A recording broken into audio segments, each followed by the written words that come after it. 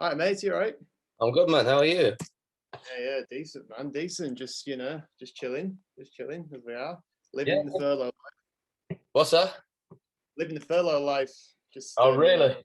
yeah, not doing a great deal at the minute, but I suppose what can you do? You know what I mean? It's just about I suppose just working on new stuff at the minute. I guess getting new stuff out there, and that's what it is, I guess, isn't it? At the minute, so yeah. What do you normally do?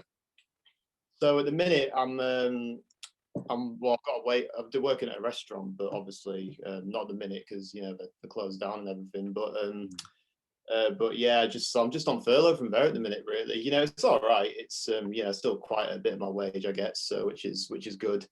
Mm. Um, and then yeah, just doing bits really with music and everything, and just trying to keep busy. That's the main thing, isn't it? Really. So, Yeah, so yeah. that's the thing that for a lot of people has been really tough because you've seen like there's been a split of people where either they've found something like maybe I don't know they've either found something or they've had a hobby for a while that they've kind of been able to progress, but then you've Yeah. had the other half of people where they're probably going mad because they don't really have many hobbies besides their work.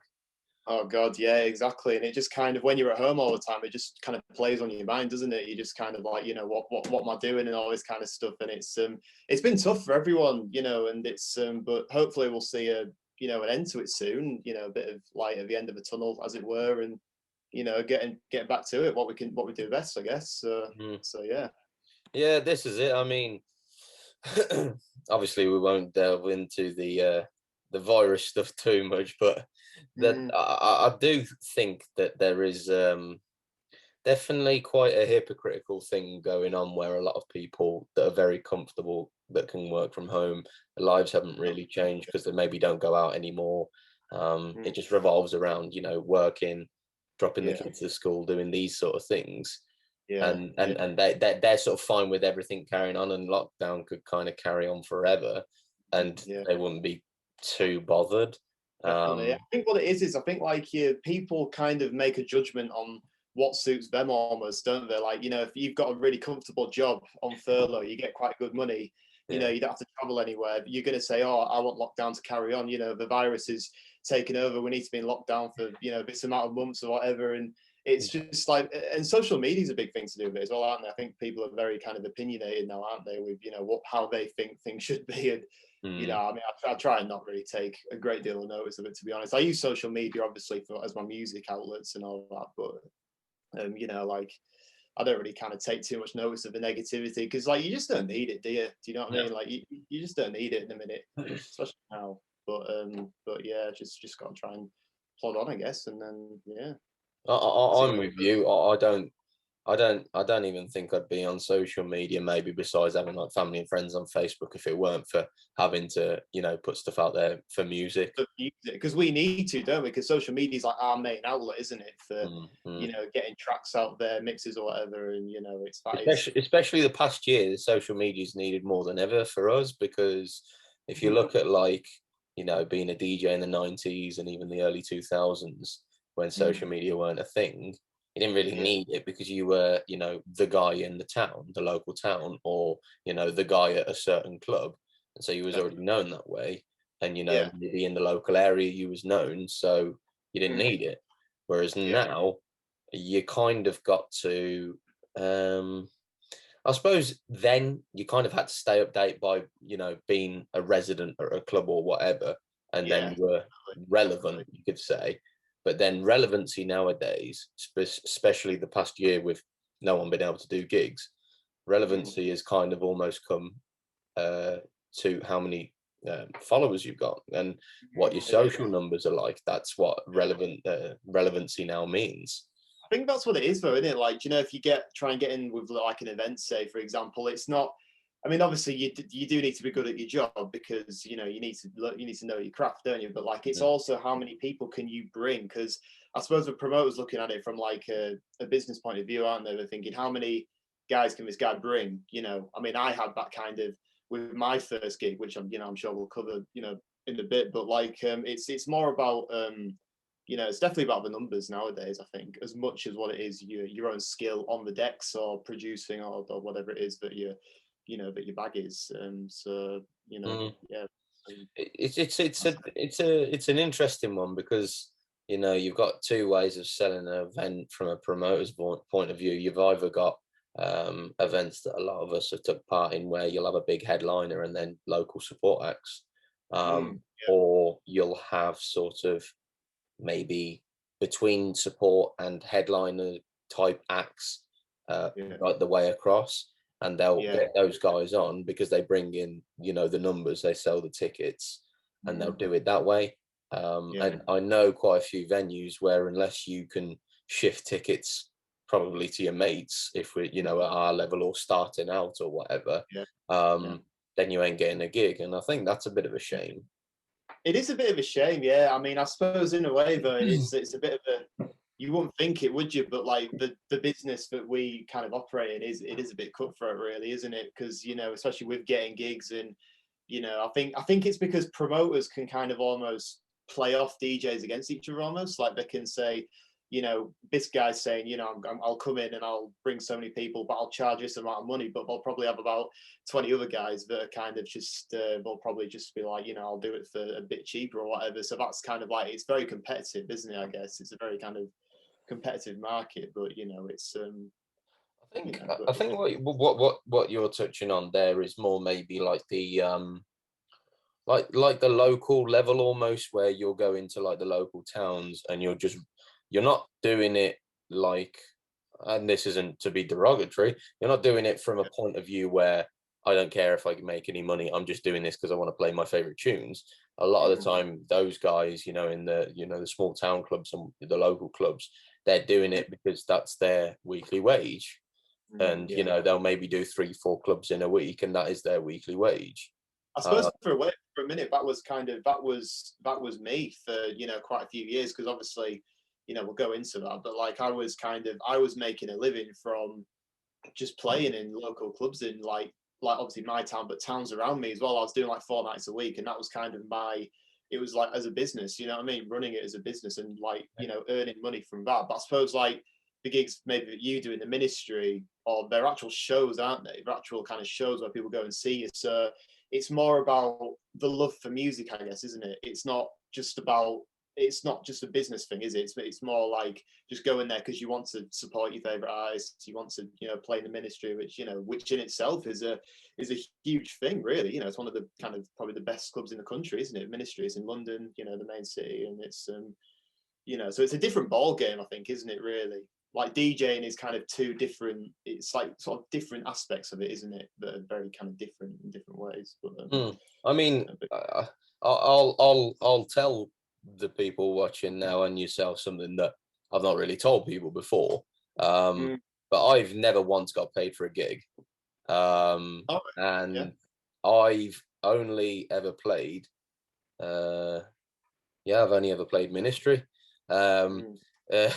It's funny But because that's like I'm saying I've only played ministry, but that's probably one of the best. no, It's no, like no. that itself would be. I mean, in the sense, not that it's just ministry. Like, I mean, in Yeah, the sense, yeah, like yeah, it's the only club that I've played so far. yeah. Mm. But yeah, like you say, a lot of people, like most DJs that I know, they're doing the local clubs and the towns and whatever. They're doing it Yeah, like you say, like you were yourself, yeah. because you need to bring in some money. Mm. Whereas me personally, I've come at it from an angle where, because I have my own business, Mm. I don't need to go and get gigs for money. Yeah. It's I just can like something you like to do. Yeah, definitely. exactly. Yeah. It's my passion. It's literally what I do in my spare time when I'm not working. Mm. So what that's kind of afforded me, is I don't have to go out and get gigs. Basically, I'm a massive EDM head, and I'm so obsessed Yeah. with EDM that I don't Mm. really like any of the genres. Like I don't like pop music, don't like Yeah. rap, grime, rock. Mm. I don't like any of it. I'm just dance music, dance music, Just kind dance of music, different stuff. and Yeah, yeah. bit of classic FM occasionally. Just But to mix things literally, up. but, Yeah, but, I know what lit- you mean. but literally that's it. And so for me, it'd be a bit soul destroying to go and start playing whatever the club promoter tells me to play. If he starts asking me to play chart stuff, I'd hate it. And Yeah. so I genuinely could go. and at some point I would like to make money off music, because I would like to ideally, you know, in the future, sort Build of your brand, like trans- sort of when you build your brand, that comes with it, doesn't it? The kind of exactly. Well, at some point, like I say, I'm building up my business at the moment, and at some point, maybe in the next year or so, I'll be taking on employees and having guys work with me. And eventually, the goal is to try and sort of swap things to where I can just sort of run the business from the top and not have to work so much, and fully do music full time. So I would like to at some point, you know, make that transition where I am making money. Yeah. But at the same time, if I never got to that point and I was just doing my business, I'd be happy, because like I just love playing gigs and DJing and yeah. I mean, that's what I mean. If you've got your business, you've got like a good established business with income coming in, and then like you're doing the gig every now and again in the ministry. That's a good balance. You know what I mean? That's like a good kind of, it's just getting the balance right, isn't it? You know, it's like with anything, I guess. But Yeah, yeah, no, I mean, like I say, that never appealed to me. And I respect the lads who do play like the local clubs, because it is a real grind. Like you know, I've been to the local club in my town before many times, and where is it? Where is it? You're right again. Sorry, you're South Birmingham, aren't you? Just south of Birmingham. That's it. Yeah. Do you know the area at all? Well, I don't know the area, but I've watched some of your podcasts actually. I think it's like, is it Stratford? Is it you're from? Yeah, Or basically, there's Redditch, sorry. it's Redditch. literally like 10 minutes from there. It's not far at all. But yeah, it is. The problem is the scene in sort of this area, Birmingham, this whole area. The scene used to be amazing, and now maybe, I don't know, since I got into raving, nearly 5 years ago. So like, what would that have been? 2016 to 2019, there was like there was one rave in 3 years. It was Timmy Trumpet at the yeah. One rave in 3 years. It was Timmy Trumpet. He came to the O2 Institute, and it was embarrassing. Like, he had this UK tour going on, and he sold out in every city except for Birmingham, I think. Really? Like, I went to the Birmingham gig, and the room was half empty. I was thinking, I'm embarrassed to be from this place. You fuckers need to sort out your taste of music. Oh God, yeah, tell me about it. I mean, it's kind of similar up here, really. I mean, obviously Leeds is a very kind of good established city, but I mean, like, because I'm just north of Leeds, you see, so like, the areas around me, it's more kind of, there's not really a scene as such. It's more just kind of sort of chart, commercial, hip hop, that kind of sort of vibe. What you had a gate crasher there as well, didn't you? In Leeds, yeah, we did. Years ago, mate. Yeah, I think we had a ministry at some point as well. Actually, I think years and years ago. I could be wrong, but yeah, we've had some good venues in Leeds. I mean, there still is, to be honest. But I think it's just all been commercialised, though, hasn't it? Now, really, like, I think a lot of nightclubs that used to be, really good, are kind of now just sort of really. I don't know. It's just the way things go, isn't it? Really, people. I think commercially, people aren't wanting to go to a big club anymore. If they want to go and see someone, they'll go to an event. You know what I mean? They'll go to like a rave or something if they want to go to an event. But like, when I was 18, it was just kind of all about going out commercially. I mean, going out commercially, it was kind of just going and getting smashed and going and seeing a big DJ at a big club somewhere. Do you know what I mean? But now it's more sort of bars and cocktails and all that. That's how it's just kind of commercialized, really, hasn't it? So it's been an interesting transition, but I'm glad I was kind of in that time period when that's what it was, going out commercially. So I think what's happened, and you've made quite a good point there, that I've not really thought about before, but maybe what's happened is there's obviously over the past, certainly where I'm from anyway, you've seen more of an upspring in like these posh bars and these fancy bars, where you get dressed up and you go out and it's very, very fancy. It's all like an Instagrammable thing as well, isn't that's it? Like, yeah. Instagram store. Oh God, yeah.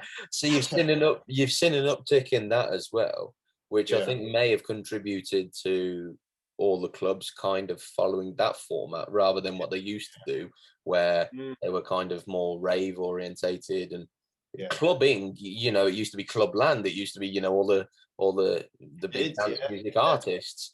and now you just hear the same shit every weekend. And God, yeah. like I remember, it's funny just kind of saying that. Yeah. What would it have been now? I think like 2015, 2016. That Mm. House Every Weekend song come out, Oh, and I'm David not Zowie. joking. Oh God, It yeah. fucking played in the club for about 2 years every single Saturday. I Yeah. I was like, can we not have anything else? Like, Yeah. this is Is there anything shit. else in this playlist? Yeah, And like but 50 Cent in the club has been playing for like 35 years. Like, can't we have that's something else? in the urban world. That is kind of the maybe what you'd call the Martin Garrix Animals of the EDM kind of thing. But it's Yeah. that kind of tune. It's one of them tunes that just won't go away. Really, we're stuck with it. So it's See, because this is the thing, I don't even have a problem against like 50 yeah, Cent in that scene, but play something else that he's done or anything. But it's anything the different. same, Yeah. it's the same set every single weekend, every day of the Yeah. weekend. And it's I like, think with a lot of 50 Cent stuff, it's kind of a lot of it is kind of quite club orientated, but you can play a few tracks, but a lot of them are kind of not really what you'd play in a club, if you know what I mean. Like a lot of raps like that, isn't it? It's a lot of it is good like club music, but it's some of it's just kind of like what you wouldn't want to hear really mm, in a commercial club really. mm. But it's just each to their own, isn't it? I guess really, because everyone's got different music tastes, haven't they? And, See, this is the thing that I kind of get that, and I can kind of accept. Like I say, I'm not really massively into anything besides dance music, hmm, but yeah, I can completely understand playing a bit of everything to suit everybody. I understand that, but yeah, what really yeah, does bug me is I don't know whether it's the club's fault, the DJ's fault, or just the crowd being dumb, but they yeah, that's the problem for me. I don't mind them playing 50 Cent, but yeah, change it up. Play a different 50 Cent track. When you're going to yeah, play a housey track, don't play house every weekend or something like that. Play something yeah, we haven't heard, but yeah. it may be from an artist that people like, but just something different. Change things up, because my Yeah, God, it gets boring. it does. I mean, especially from me doing it from a kind of commercial point of view, I guess like I think from what the point you've said about, is it the customer's fault, promoter, DJ? What I'd probably kind of people just like if you're DJing in a club, people will come up to you and they'll ask for fucking, Venga Boys or something like that, like 90s dance, and it's just like, come on, it's just like it's like, come on, guys, you know what I mean? Like, these are young people as well, and that's like, the early 90s. And I like 90s dance music, but, Yeah. there's so much good music out there. And, you could play like a really credible dance track, and people are just like, what's this? I want Venga Boys. And it's like, no, man, come on, man. It's not. Do you know what I mean? That's like that was the pain of my resident days. That was just that was my met. I just the problem that I hated dealing with. But it comes with it though. You know what I mean? If you're DJing commercially, you have to deal with requests, which is something that I guess you won't get playing at the ministry, will you? Because people know what they're going to kind of watch, aren't they? Like if you're warming up for, I don't know, Bass Jackers or Nicky Romero or something, like you will play a warm-up set, which can kind of sort of bring him in a Mm, way. So people mm, know what they're listening to, really, don't they? mm. But if you go out on the town for like a night out, then you'll just go in and tell the DJ whatever you want to hear, and if he doesn't play it, then he's the biggest twat going, basically. So, but I think it's just one of them. it's interesting because there's different challenges doing a big gig like warming up for guys like that Yeah. to your local nightclub, because obviously you'll have your local nightclub where you're trying to please everybody, and Mm. sometimes you get 101 requests in a night and you just think like, Oh, Jesus Christ, I can't yeah. keep up with this, and you go Yeah. mad. And then you've Mm. got on the other side, you've got other stresses like I remember uh my first gig was this W&W supporting gig at Ministry. That was my first Oh, ever really? gig. Was that your first gig? You Yeah, really? yeah, yeah, Oh, yeah, yeah, really yeah, good. yeah. Well, I learned to DJ in uh December of 2018, the last Yeah. week of December 2018, and then April 2019. Um, I, I was DJing on the W&W gig. So like 4 months Oh, after I learned to DJ, great. that was my first gig. Yeah, And like I say, I've got my decks here. Until that moment, bar the odd little thing, I'd yeah. never played a gig to a crowd. And Mm. so obviously it was like a big thing, like these guys are my heroes. Like I was listening to them for like Yeah. 6, 7 years at that point, like from the age of like 12, 13 in high school. They were my So heroes. no pressure then. Yeah, exactly. So I thought, okay, no pressure. Um, Mm. and the one thing you get told, and this will be for yourself and anybody else who warms up for somebody that they really like, you've always got to be careful that you don't play one of their One of tracks. the tracks. Yeah.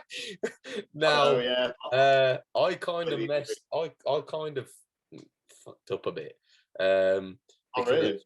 I was really excited. Obviously, I was overcome with excitement, but Yeah. also loads of nerves.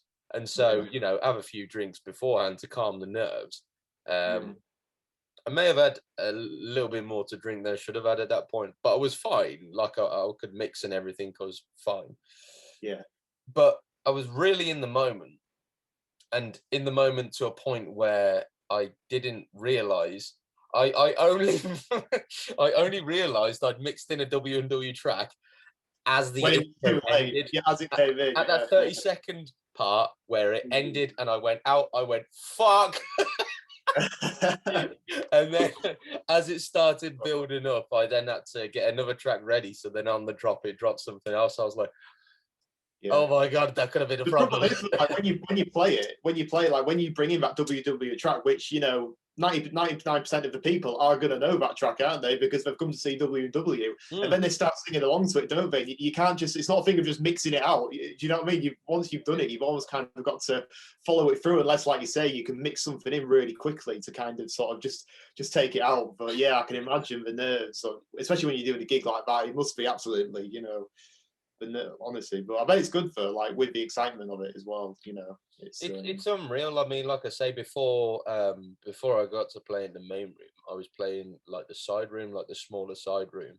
mm. Have you ever been to Ministry before? I haven't, but like I'd love to go. I mean, I've never been to London for a night out, but I You'll think have to I've you have to make Ministry your first. Like anybody who yeah, ever whoever I speak to, um, and anyone who watches this, you have to make Ministry your first night out in London because to me, it's the best it's venue iconic, on isn't earth. it? Yeah, It's just it's so amazing. I mean, like I said, from any point of view, uh, particularly coming from a DJ's point of view now, it's yeah, by far the best sound system I've ever heard. Like mm, your mind melts listening to the songs through the system. It's like, how yeah, is it possible? How it's so clear, and yet the mm, bass is so thunderous that everything inside your body is shaking. Your body is shaking in parts you didn't know could shake. yeah. It's ridiculous.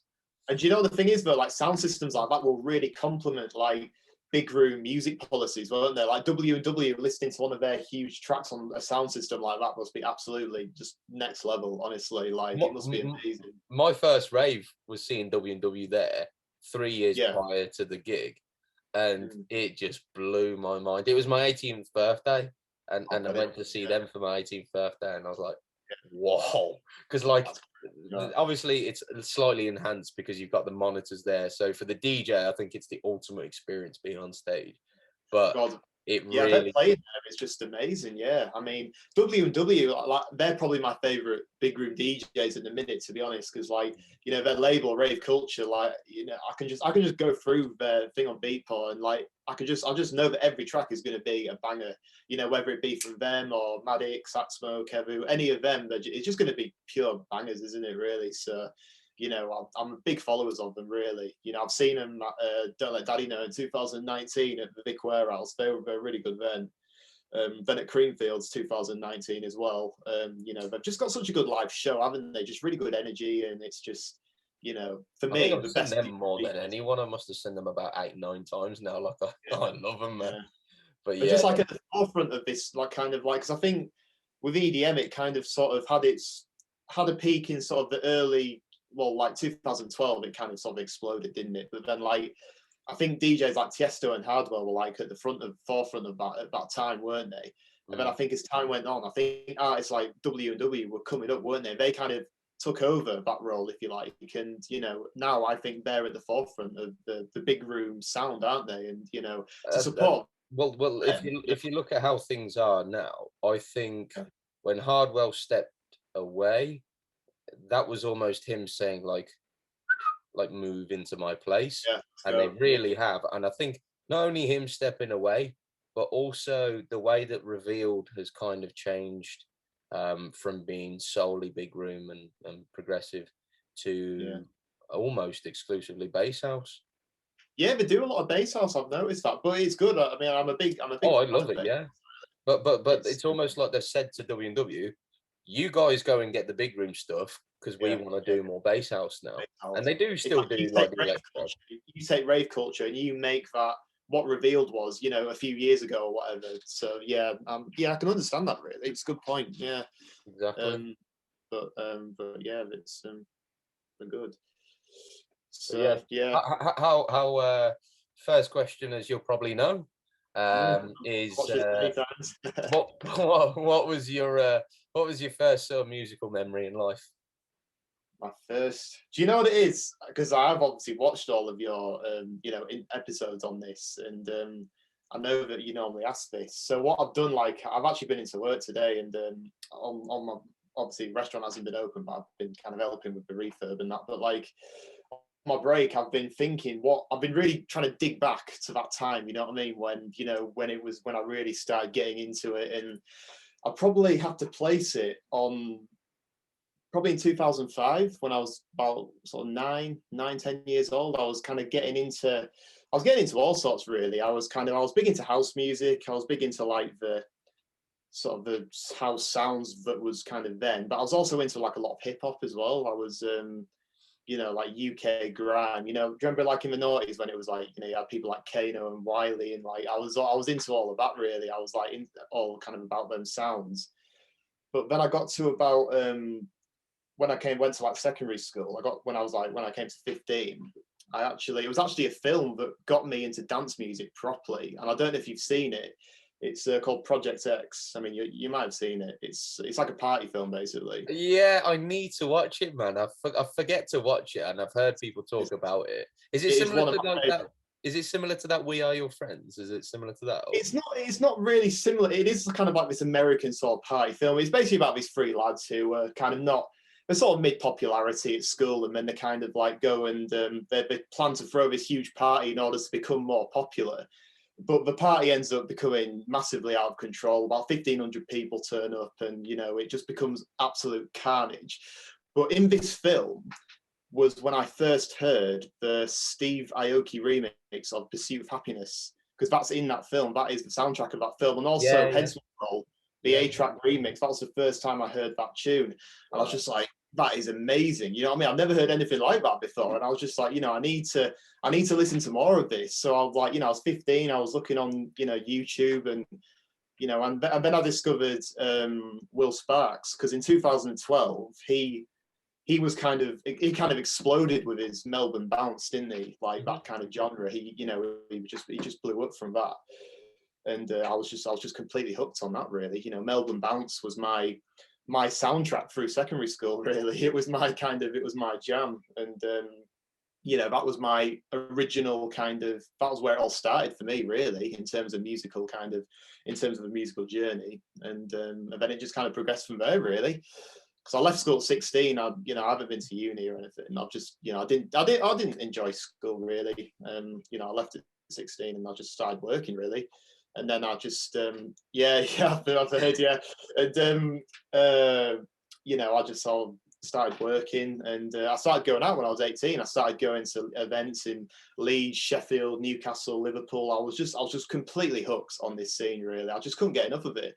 Like, I was working a factory job when I was like, you know, 18, and I'd go into work on a Monday, you know, still reveling in the memories from the weekend. And like, you know, I'm on a production line and all I can think about is this event I've been to in Leeds. And it was just crazy, man, honestly. And I just thought, I need to, yeah, I mean, to be honest, to start with, DJing wasn't like the main focus. It was just going to these events and being surrounded by this music, and that was kind of how it all started. But then I kind of started to look at the DJ, and I just thought, I want to do what he's doing. Do you know what I mean? I want to learn what he's doing. So, you know, I saved up every week when I got paid. I got saved up to kind of get my first pair of decks, and I just went from there. Really, I just taught myself how to DJ.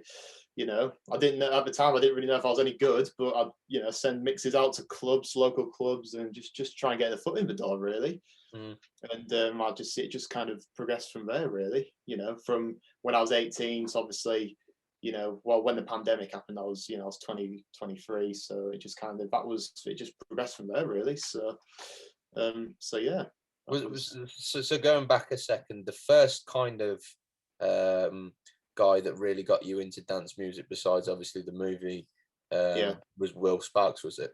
It was Will Sparks. Yeah, his Melbourne sound was my sort of introduction to EDM, if you want to phrase it like that. You know, that was my introduction to that. And I just, I'd listen to him religiously. You know, he'd put mixes on YouTube and stuff like that, and I just, it was my jam, really. You know, that's just what I like. So, I listen to it all the time. And, a lot of my mates were into, because do you remember in like 2012, there was like the whole Pitbull era, wasn't there? And all of them cheesy kind of dance tunes been released. All my kind of mates were into that, and I was into like all this Melbourne bounce and everything. And all, like, he said, "Why are you listening to Pitbull or Chris Brown or something?" It's like, because I'm just not into it. You know what I mean? I prefer this. You were the cooler guy of the group. Trust me. Yeah, literally. Honestly, I was just, I just thought, I'm not going to listen to something just because someone tells me to, you know what I mean? I just thought, I like what I like and I'm going to listen to it, you know what I mean? And I don't mind saying, I listen to this. It's just, it's what it is, isn't it? Yeah. So, yeah. I mean, it's funny because like going back, like, I don't know if you've done it recently, but like last weekend, I spent a very long time through the night just kind of going back through the first albums that I listened to dance music wise. And they were Tiesto Club Life 1, which was I think Las Vegas. And that had Jesus. I think the opening track was Miami. Really? No, sorry, that was Volume 2. What am I on about? The Stockholm one was Volume 2, wasn't it? Was that Volume 3? No, Stockholm was Volume 3. That was a lot later on, and I didn't listen to that actually. I need to go. Well, I did a bit, but that was a lot later on. Volume 1 was like 2009, 2010, and then like Volume 2 was 2011, I think. So it was them two albums. I bought them when I was like 13, and also Hardwell Revealed Volume 1. Yeah. I bought that, and it was just. It blew my mind. Like, it was my education for dance music. I bet it was. Yeah, the same for me, mate. Like, the thing with Hardwell is, like, I don't think I've ever seen an artist explode. Well, maybe Garrix, actually. Garrix is another one, but I think no one has exploded in the short amount of time that Hardwell did back in the day, because he just came out from nowhere, didn't he? Spaceman dropped, and then it just came out of nowhere, and everyone was kind of hooked on this new sort of electro sound, weren't they? Because this was like 2012. It was kind of coming out of the trance era, noughties trance era, wasn't it? And it was just it was this new sound, and everyone loved it. I think I mean, well, I did anyway. It was yeah. Well, one of my mates, one of the lads that I interviewed recently. I think it might have been the one that came out most recently, Miles. Yeah. Oh yeah, Miles. Yeah. He was talking about how he was at a Gatecrasher night in Birmingham back in 2012 when Hardwell played. I watched that interview the other night. Actually, it was good. It was really good, actually, because obviously he's from kind of a similar area to me, and it was just good to hear. The story when he was at Gatecrasher and he went to the toilet and he got lost. That was just it's just funny, isn't it? It's hilarious. It's brilliant, isn't it? But he was telling me how one night, like, Hardwell played there. I think it was like a Boxing Day night in 2012. Yeah. And he was talking to me about like how we got to meet him afterwards and stuff. And at that time, he was probably only on about $6,000 a gig, comparing to 5 years later in 2017 when I first saw him, where he was on the best part of $100,000 for a gig, Mm, and it's like, wow. But yeah. that's kind of an interesting topic as well, because you've got, I think, in this industry, and maybe it's the same for a lot of entertainment, maybe comedians and actors and things like that. But you've got Mm, such a giant jump between what, guys at the bottom make and guys at the top. yeah. Like guys at the bottom, famously known, don't really make anything for years at a time. But then Yeah. all of a sudden, as soon as you get that big break, you've gone from nothing to tens of millions in a year at some points. And it's like, whoa. Well, I think you can reference that quite a lot with what happened to Garrix, maybe. Because, like, he was producing, wasn't he, before Animals? He was just making music at home, wasn't he? But I think, Mhm. like, Animals just, it was a game changer for him, really, wasn't it? Mm. He skyrocketed as a result of that, and Tiesto kind of signed him up, didn't he? And, like, it was, sometimes it's just that one track, isn't it, that, can just be make or break, really. And, like, obviously for Hardwell, I think Spaceman was that's what brought him into the mainstream, really. That's because obviously he'd been producing probably for years before that, and but that one track, that's just what can make or break, can't it? So it's but it's the same for a lot of artists, isn't it? A lot of artists are the same. Mm. um, So where did you learn to DJ? I learned to DJ in my bedroom, which I spent a lot of time doing. I was every night when I'd finish work, I'd come home and I'd just practice for hours, really. I mean, I was mixing all sorts. Like, I mean, I'm more kind of sort of big room orientated now, really, with what I do. And but back then it was all like it was a mix of everything. House music, hip hop, bass line, techno, all of that. Because I figured if I was going to get a job in like an open format club, which is what I was aiming for at the time, like I thought I can't just play Melbourne bounce all night. You know what I mean? As much as I'd love to, but a lot of promoters probably wouldn't have allowed that. So I had to learn every genre and study every genre. You know what I mean? And like that's just how I kind of learned, really. And when I was confident that I had mastered every genre, well, not mastered it, but learnt it to a standard. You know what I mean? Like that's when I kind of started approaching clubs, and I got a Thursday night gig at my local town where I live in Ripon, and I just went from there. Really, I got other residencies. I started to play in other towns, other cities, and just built it up, really. So, Would you say Melbourne bounce is still by far like your favorite genre?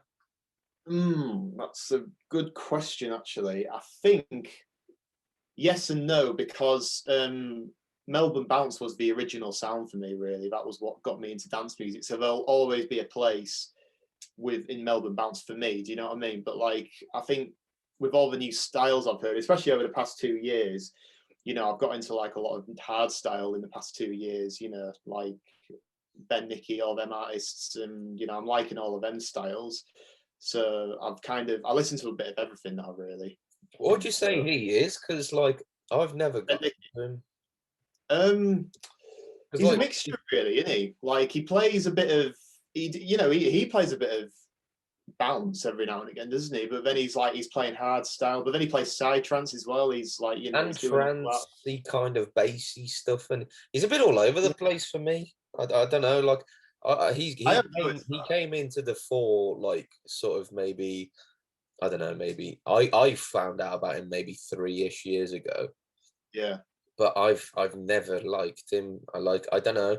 There's something about it for me where I respect an artist being one particular subgenre, so it doesn't really become known sticking to to that. what their roots are. Yeah, Yeah, because that's well, their brand, I suppose, isn't it? That's what kind of makes them. I mean, Will Sparks, he was kind of he was Melbourne Bounce, wasn't he? But mm, he hasn't just gone from what he is to now. He's slowly transitioned to that point of what the tunes he's producing now. You know what I mean? Because he does like a bit of big room, bit of techno, like a side trance, all mixed together now, doesn't he? yeah, So yeah.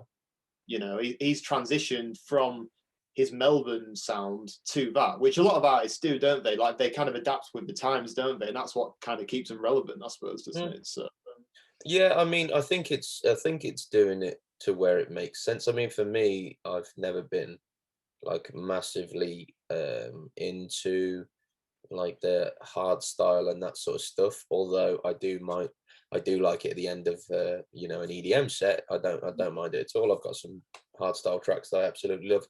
Cheers, by the way. Yeah. Friday night, Mad Friday Yeah, nights. too right, too right.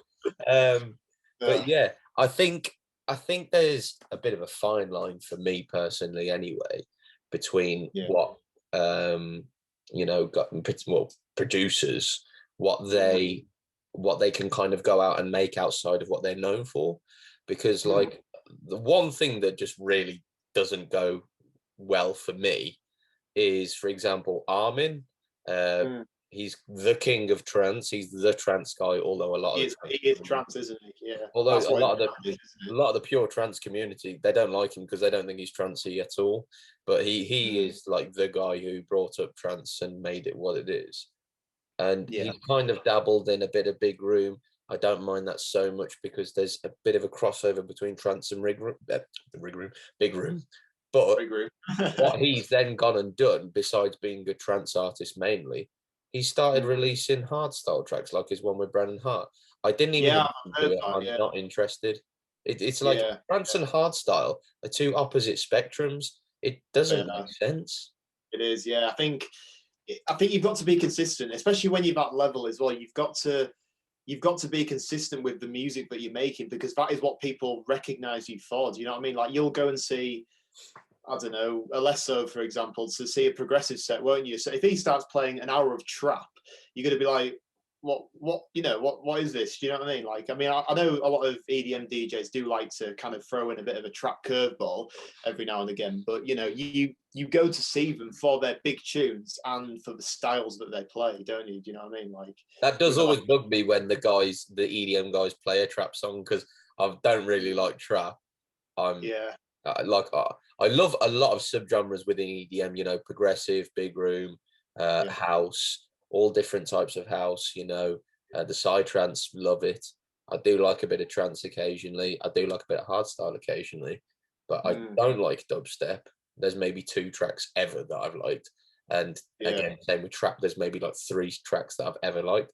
But as a rule, I don't like it. And then when I go in here, like for example, if I went to see Armin, I'd be yeah, pissed off if he starts playing hardstyle. I'd be like, "What are you doing?" yeah.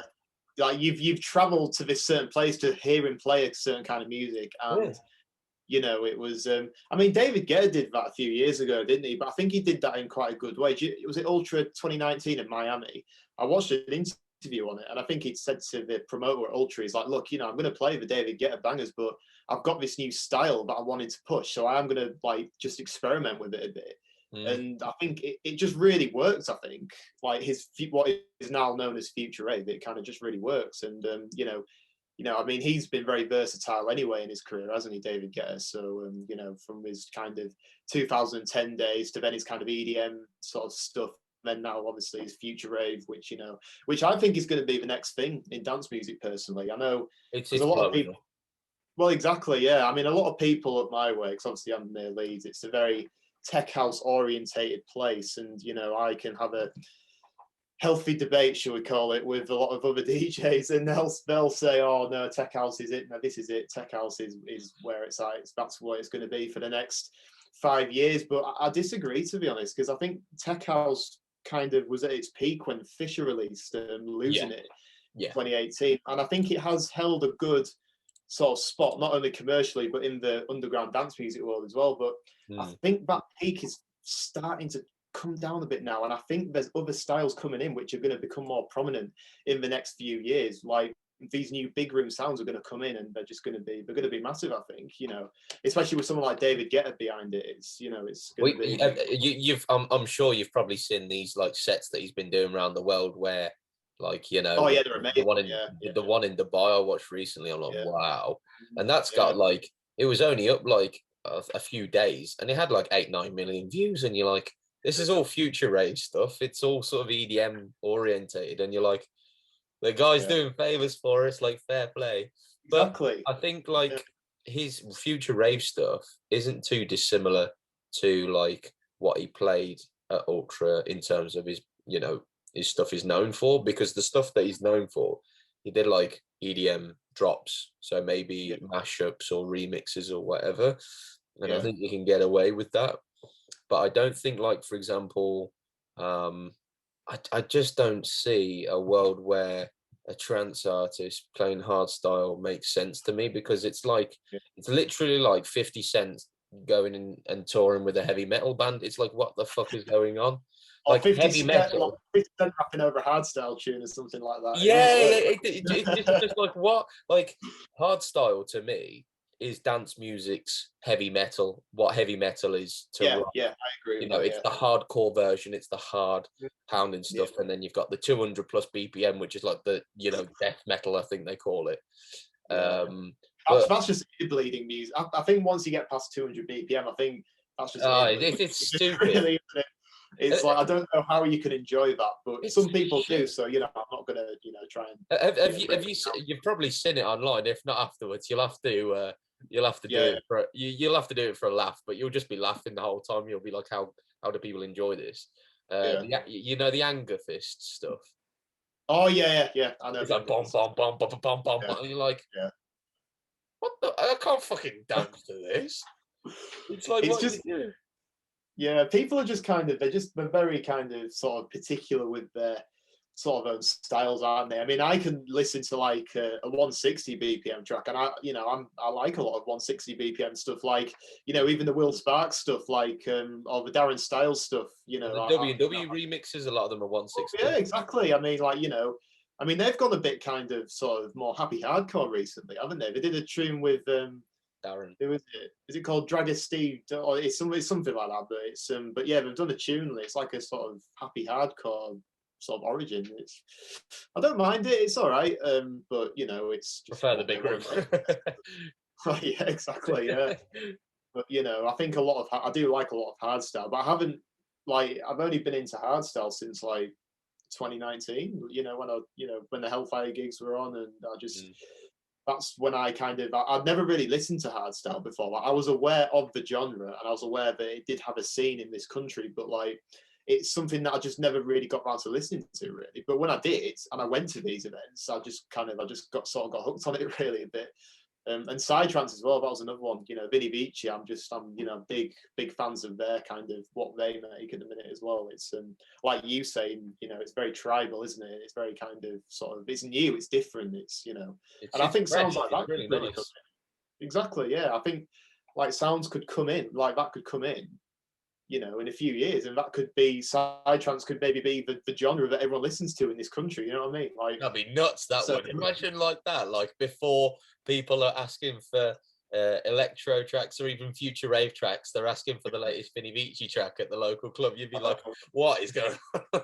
could you imagine if like it all kind of at the minute you've got this all kind of sort of bar vibe, haven't you, all the cocktail and all that completely goes, and then everyone just wants to go to big clubs to listen to the latest Vinny Vici track. It'd just be like a radical change, but it'd be good. So I think that's what clubbing is, and going out, in my opinion, it's you go out to hear the good tunes, don't you? And you know, that's the biggest aim for me, because like I've said before, I think you, the UK, in terms of dance music history, we have uh, some of the most legendary history, if not the most legendary history, in terms of dance music worldwide.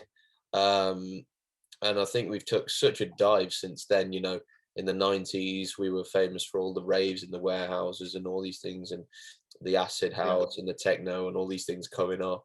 yeah, And then yeah, we've had so many, pioneers of all these different genres coming through the scenes. yeah. But I Um, think the thing with raves is like in the 90s, because it was illegal in the early 90s, it was illegal, wasn't it? So like you'd get a text message to go to this unknown location to this rave, and it was an actual culture, wasn't it? It was a rave culture, as it were. And like mm. now it's you see a lot of people who kind of take videos of this rave they've been to, and they'll put it on their Instagrams that I've been here. It's just all for show, isn't it? You know what I mean? It's not about enjoying the music for certain I people. think there is. I think there is definitely still that there, because like I've been, like I say, I've been going to raves religiously since 2016. So what, 5 years now? Well, Yeah, yeah. four and a bit, and then 1 year and nothing. But yeah, I've been in queues, lines across the country, waiting to go into a club. Yeah. Um, and I always get that same vibe where everybody's kind of buzzing. We're all very similar people. There's no better feeling, is there, when you go into a rave and like you just know that everyone around you is digging the same stuff, and It's epic. It is amazing. Yeah, It's like epic. you can just chat to anyone, can't you? Like you can just, someone can be next to you and you can just chat about, I love this tune or whatever, and that is the culture, isn't it? That's, I think, more with kind of the music that we kind of like, the big room stuff, there is more about culture there. I think with other genres it's more kind of, it's people go and see it because that's what the cool thing is to do, if that makes sense. We go and see rave because we just love it, don't we? I think we've got one particular subgenre in mind. Yeah. Oh yeah, definitely. But yeah, I'm not going to say it. But, yeah, it's but do you know what I mean? I think that's what I quite like. I mean, when I was doing my residency, it's like what kind of inspired me to want to do the actual show gigs, was the fact that people come and see you because they want to see you, and the music as well, because that's where the kind of community thing comes back in, doesn't it? But like, when you're DJing commercially, you're not, people don't really come to see you, they just come for cheap drinks and to listen to their favorite commercial tunes, you know what I mean? So that's kind of what inspired me to kind of do that push from commercial DJing to event DJing, which is kind of what I'm now doing, you know what I mean? So I mean, obviously, I had that big, booking in Leeds for the Hellfire gig, which obviously, if that had happened, that had been, mate, it's such a bitch. Like, now hearing that, like, Will Sparks was your guy getting into this, that bugs me even more, man, because that would have been how, like, I was playing for It was literally my dream gig, because what it is, right? I'd finished a gig, because before lockdown I had a residency in Middlesbrough, which is like sort of an hour up from me, up the A19, and I was coming back, and I'd stopped in for a McDonald's on the way back, and I was just sitting there eating my burger, and I get an email through from Barry from the warehouse, Vic Warehouse, and he kind of said, look, we're doing a show in Leeds. I didn't know who the headliner was at this point, and he was just kind of like, do you want to do a support? I mean, you've had Lewis on here, haven't you? On the series, yeah. I was, me and him were supposed to support Will Sparks at the warehouse in Leeds, and obviously at that time I didn't know who the headliner was, and I was at work a few weeks later, and like my phone just started buzzing like mad in my pocket. Bearing in mind I'm doing a waitering job, so I'm taking orders off people. You know what I mean?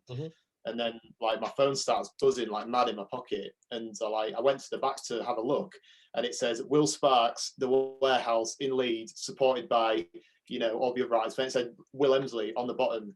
Then it was like a massive picture of Will Sparks. I was like, no way, this can't be happening right now. Literally, I was so pumped up.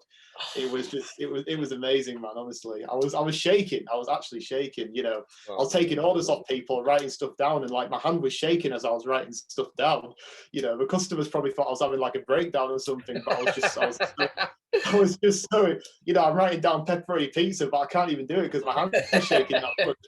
You're like pepperoni Sparks. Yeah, literally. I was sweating as well. I just thought it hit me that I've been booked to play, like to support the artist that was my biggest inspiration growing up. You know what I mean? And it was amazing, honestly. But I mean, obviously, it didn't happen. That will happen. That gig will happen. Yeah. That gig will happen. I hope so, mate. I hope so. Yeah. Don't I mean, obviously, don't lose faith with that. Yeah, I'm sure it'll happen, mate. I mean, I think Leeds is actually a city that Hellfire are interested in branching out into. So, right. Even if they'd book me again, and it's not Will Sparks, if it's someone else, it's still a huge opportunity. You know what I mean? So it's what was the venue, just out of interest, because I don't know. It was the warehouse in Leeds. It's one of the bigger venues in Leeds, but it's not like as big as the Vic Warehouse, but it's it's a really big venue. Like a venue size derby at Will Sparks. Yeah. So yeah, hopefully that goes ahead again. We'll have to see. But it's more than anything though. Like I've made the connections now. Like so, when Barry kind of put me in the sort of group chat on Facebook for the Hellfire kind of DJ group, I got to know all these other people as well. Like I've networked massively over these past this past year, and I've got to know so many different people who are into the same kind of music style as me. Do you know what I mean? And it's just, you know, it's good. That's what it's all about, isn't it? Just, you know, networking and, you know, like you say, you know, I just kind of came across your sort of, you know, like podcasts and episodes because I saw that Lee shared something on Instagram. Obviously, I follow Lee. He follows me, and I just watched it. But then I watched Kieran's as well and NGN's, and it's just interesting. You know what I mean? You know, it's just very interesting to watch, and you know that's why, you know, and I was, you know, buzzing to, you know, get on here. You know what I mean? And just kind of do one. And yeah, I really appreciate your support, mate, because you've been a good supporter over the past month or so that you've been following. yeah, I think, to be honest with you, like I had the idea of doing this for well over a year, yeah, probably since about January of last year. mm, But everything kind of, you know, come March time, the country shut down, and I got into a relationship, and all these things just happened, and it just took a back seat. yeah, And I kind of just put it behind me. mm, There was a bit of anxiety behind trying to sort of do it because I'd never recorded anything before. I didn't know what the hell I was going to do. Like, yeah, I was like, okay, how do you do screen record? Like, how do you, you know, do what we're doing now? I didn't have a clue about mm, any of it. Um, yeah, but I kind of, you know, did a little bit of research and understood it a bit more. But it took me over a year to actually record the first episode and get this going, yeah, exactly. because I could have been doing it a lot sooner.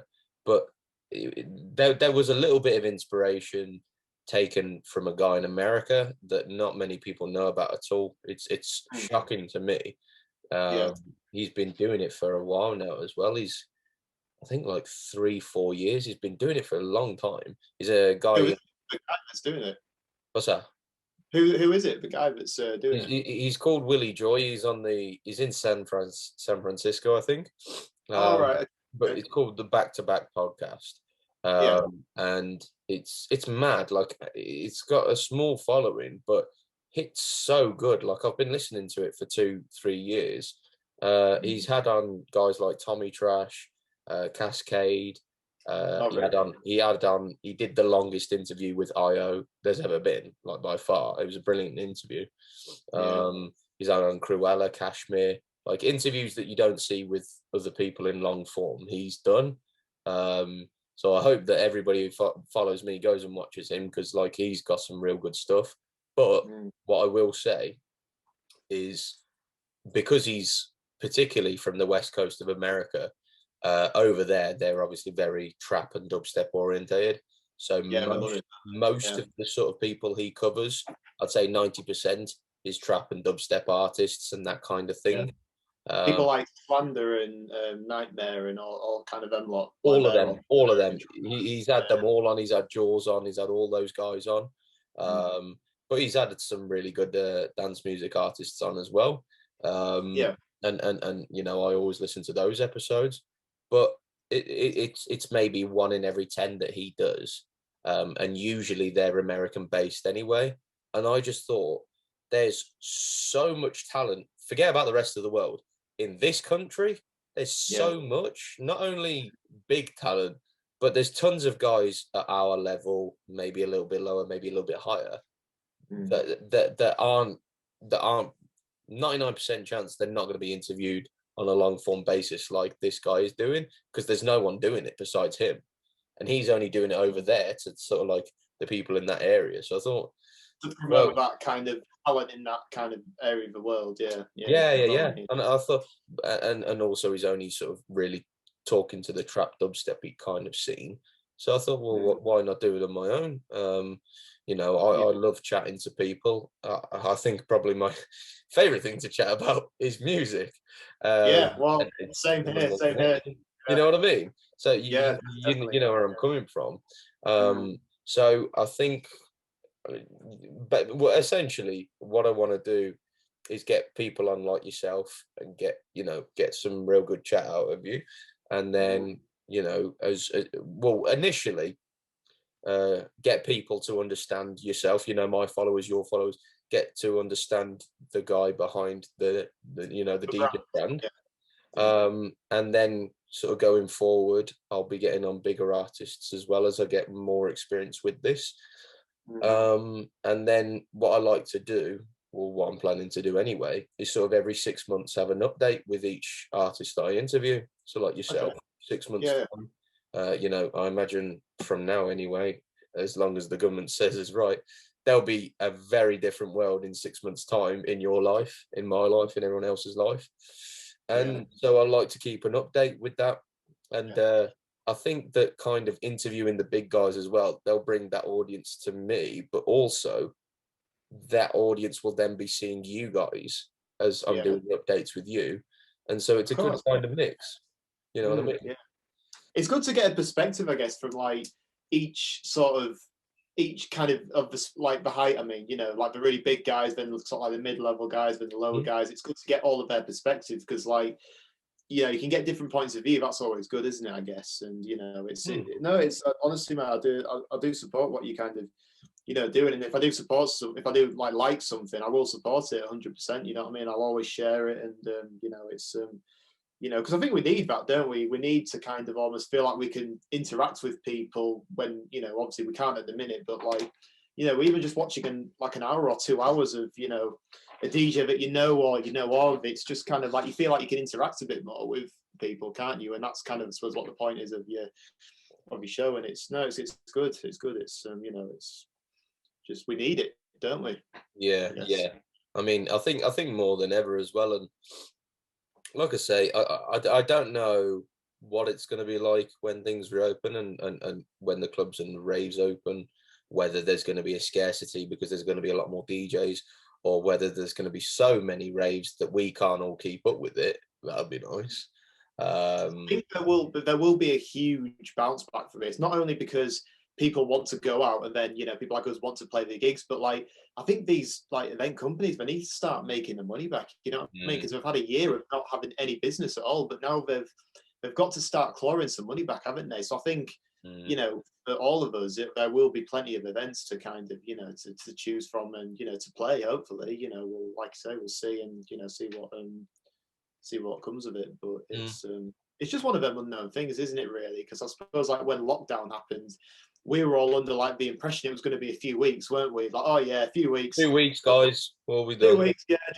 We'll just go back to normal in 2 weeks, yeah. Two And then fucking here we years, are, man. a year later, yeah. And it's no one saw this coming, did they? Oh, And, it's madness, isn't it? yeah, mate. Yeah, proper What nuts, one really. one thing I want to kind of delve into with you, obviously Yeah. you're sort of coming at it from the same angle I am, mainly DJ. You don't produce at the moment, do you? Oh no, I do produce. Yeah, I've Oh, got two okay. tracks signed to a label. Yeah, Oh shit, it's sorry, I didn't realise.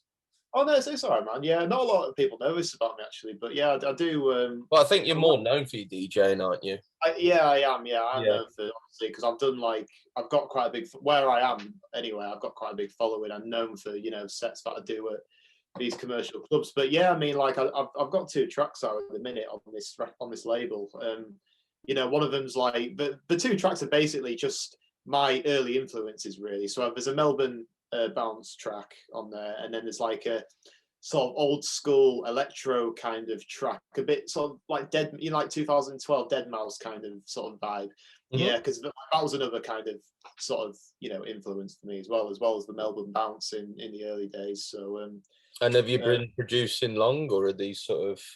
just a well, I'd say been producing properly, as in like really into it for like sort of a year maybe. So it was around this time last year actually when lockdown happened. I was like, look, I've got some ideas down for some tracks. Why don't you just delve in, try and do it, and see what comes of it? Do you know what I mean? And Mhm. I made some edits, some first edits of some tracks, and I sent it to a few labels and like it's all right. It just needs a bit of work, but just keep working at it. You know what I mean? And eventually, I just kept working at it, and then this particular label came back to me and said, we want to sign your first track, which was the old school electro influence track.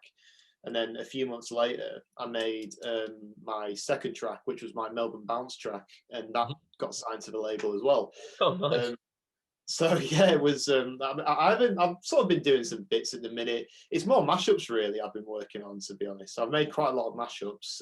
Yeah.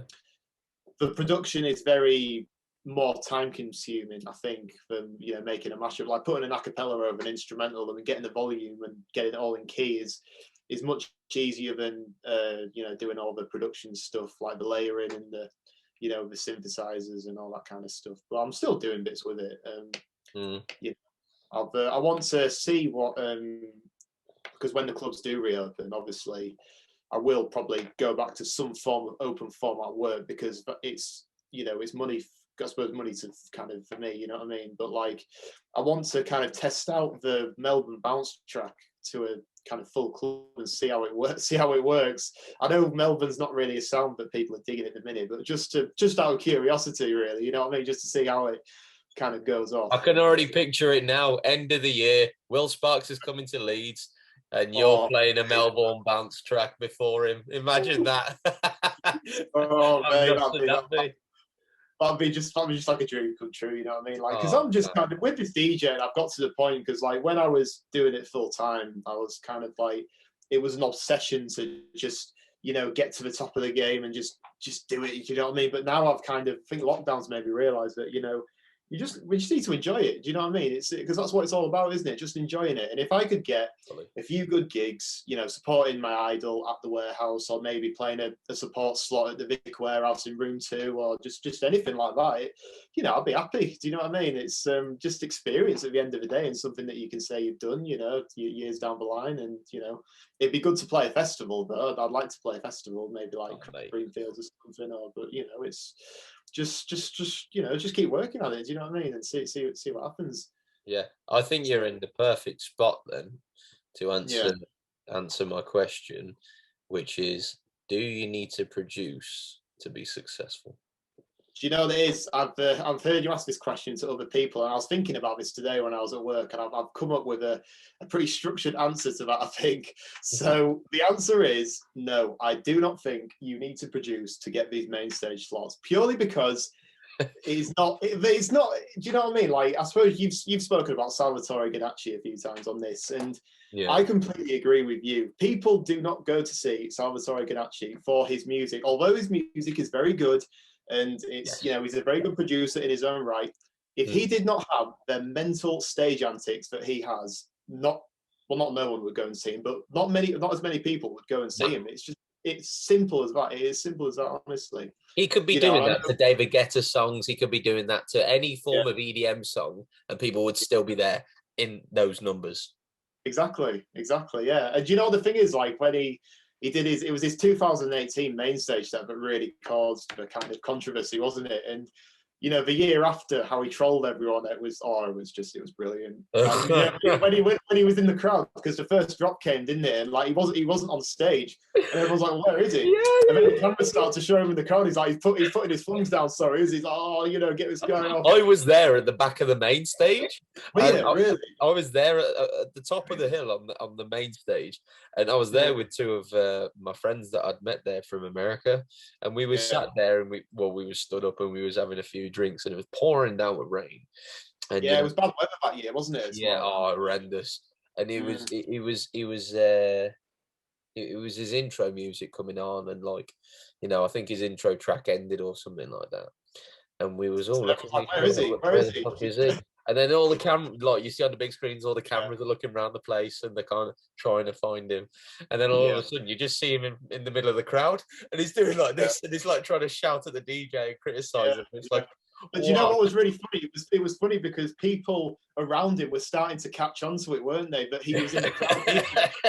The guy that stood right next to him and he was dancing, and he looked at him, and then he looked at the camera, and he was like, "Oh my god, he stood next to me." Do you know what I mean?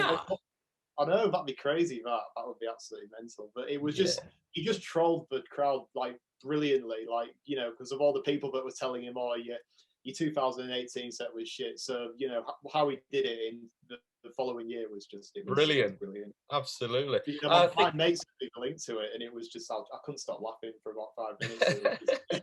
It was hilarious, man. But having seen how big he blew up in the same way that, like, maybe not as big as Martin Garrix blew up, but he blew up in that same way where there was one sort of, for Martin Garrix, it was Animals, a track. For him, it was just one video. It was, the compilation of him doing all the mad shit. and he Yeah. blew up from there. Like, it's probably got the best part of 100 million views. It's just everyone knows about it. Anyone in the dance music community, It is everywhere. knows Do you know about what it is though? Like, I think that you know, in the 2012 days, like it was all about the music, but I think nowadays it is becoming more about the actual show that the DJ puts performance. across. That is what people want to see. They want to hear the big tunes, obviously, but like they want to hear, they want to see that performance. You know what I mean? Like Timmy Trumpet is another one. You know, Yeah. I have quite a lot of arguments with my mates about this because like I share a lot of Timmy Trumpet videos. I love the guy. I think he's absolutely brilliant.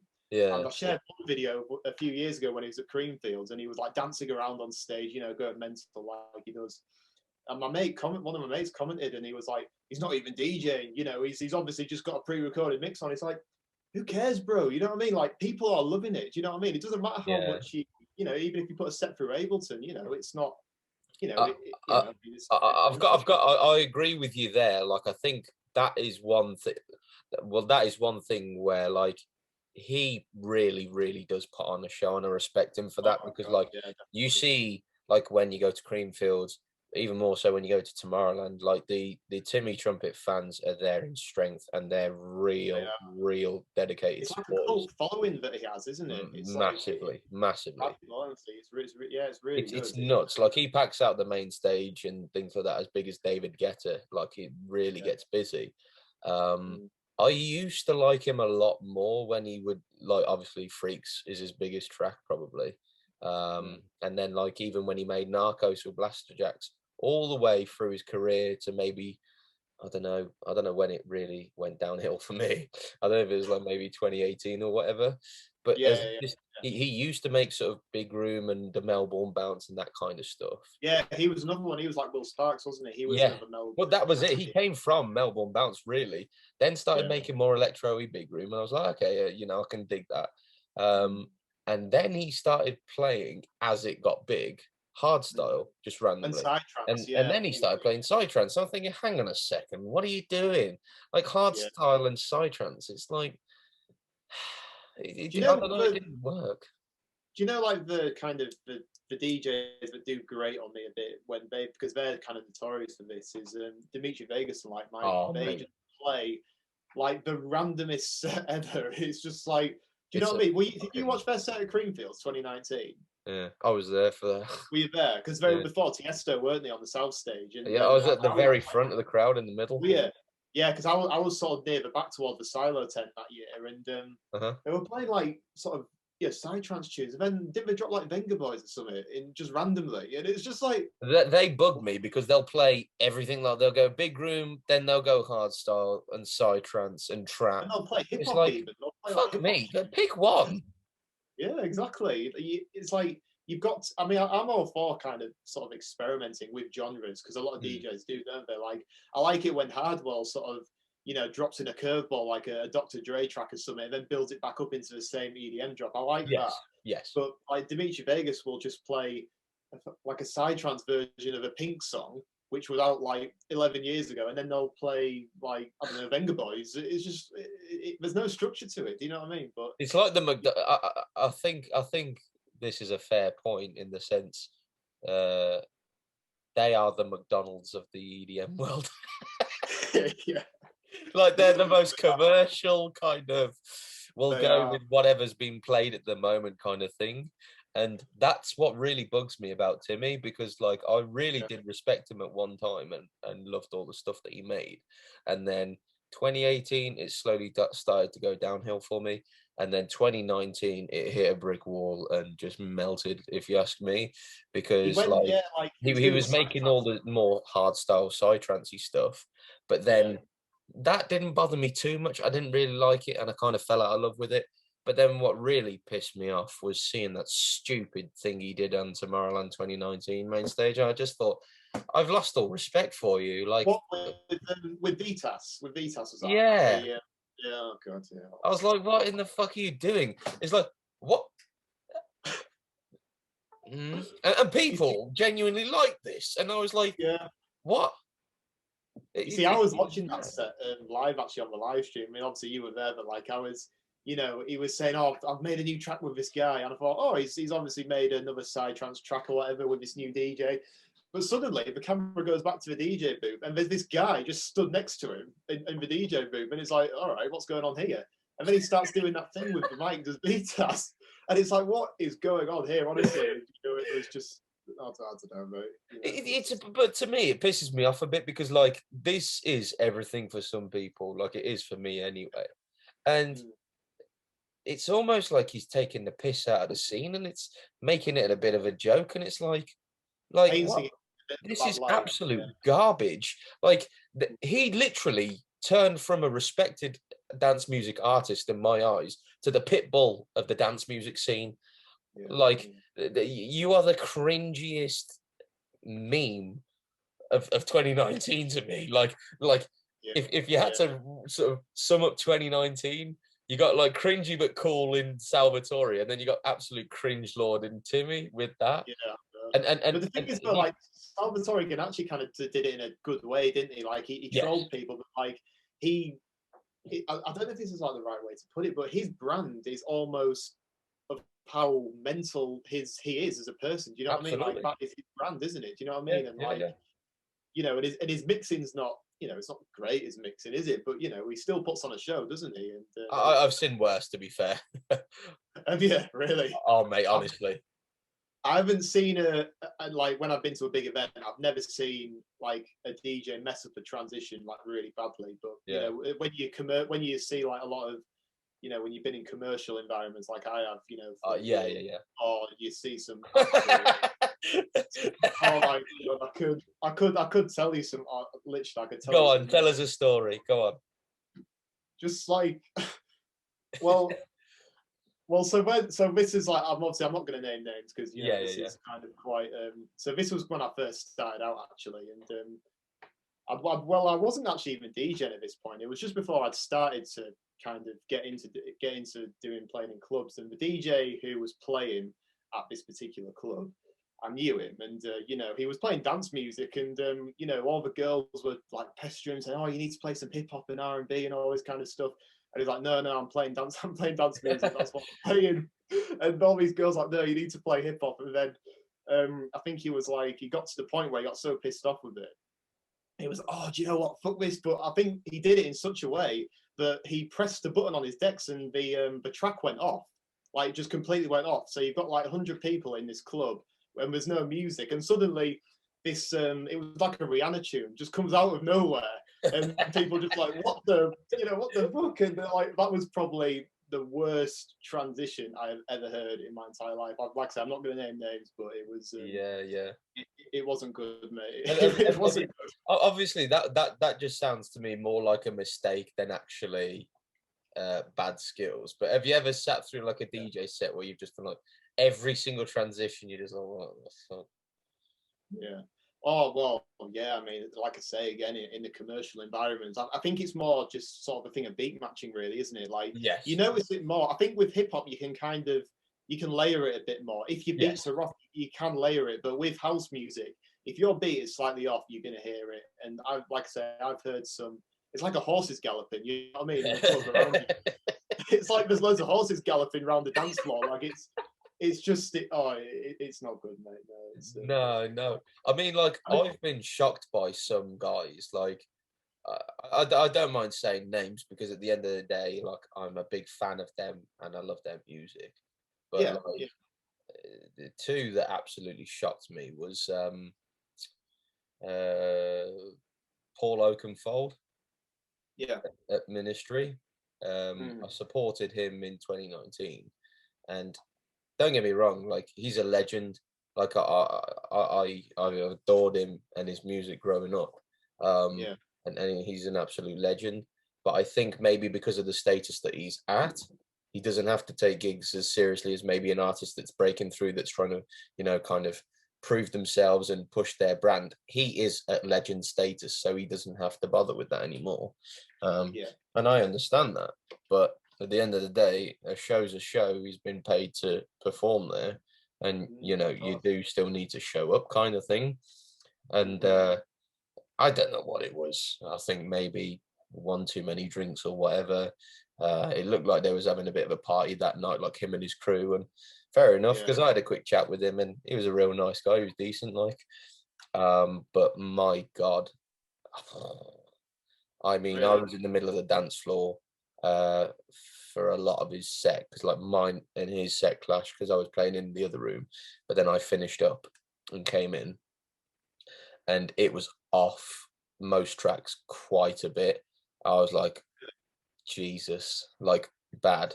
Um, but the worst one that I'd say, and again, I love this guy. I've been a massive fan of him. He's always been on Revealed. Yeah.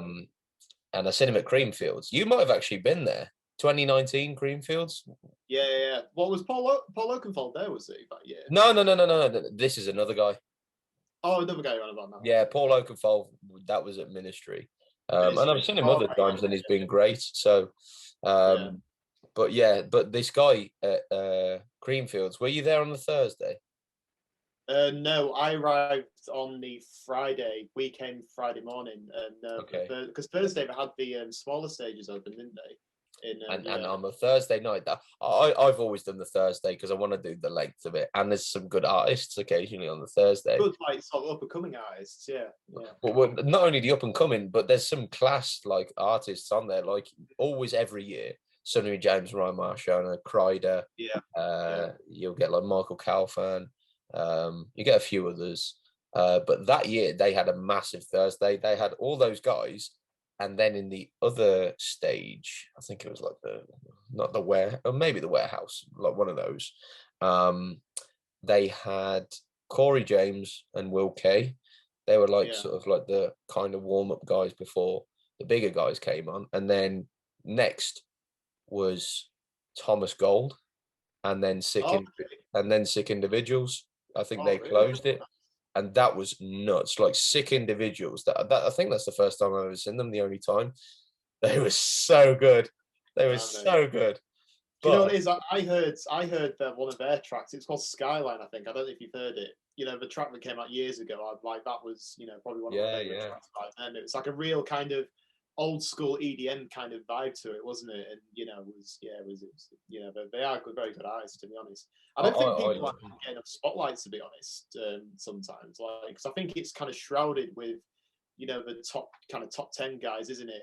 They get all the spotlight, and even like really talented, sort of reputable DJs, they just don't get enough spotlight, I don't think. No. Well, I think like they kind of grew up through Revealed and the other brands with the likes of Bassjackers, Blasterjacks, W&W.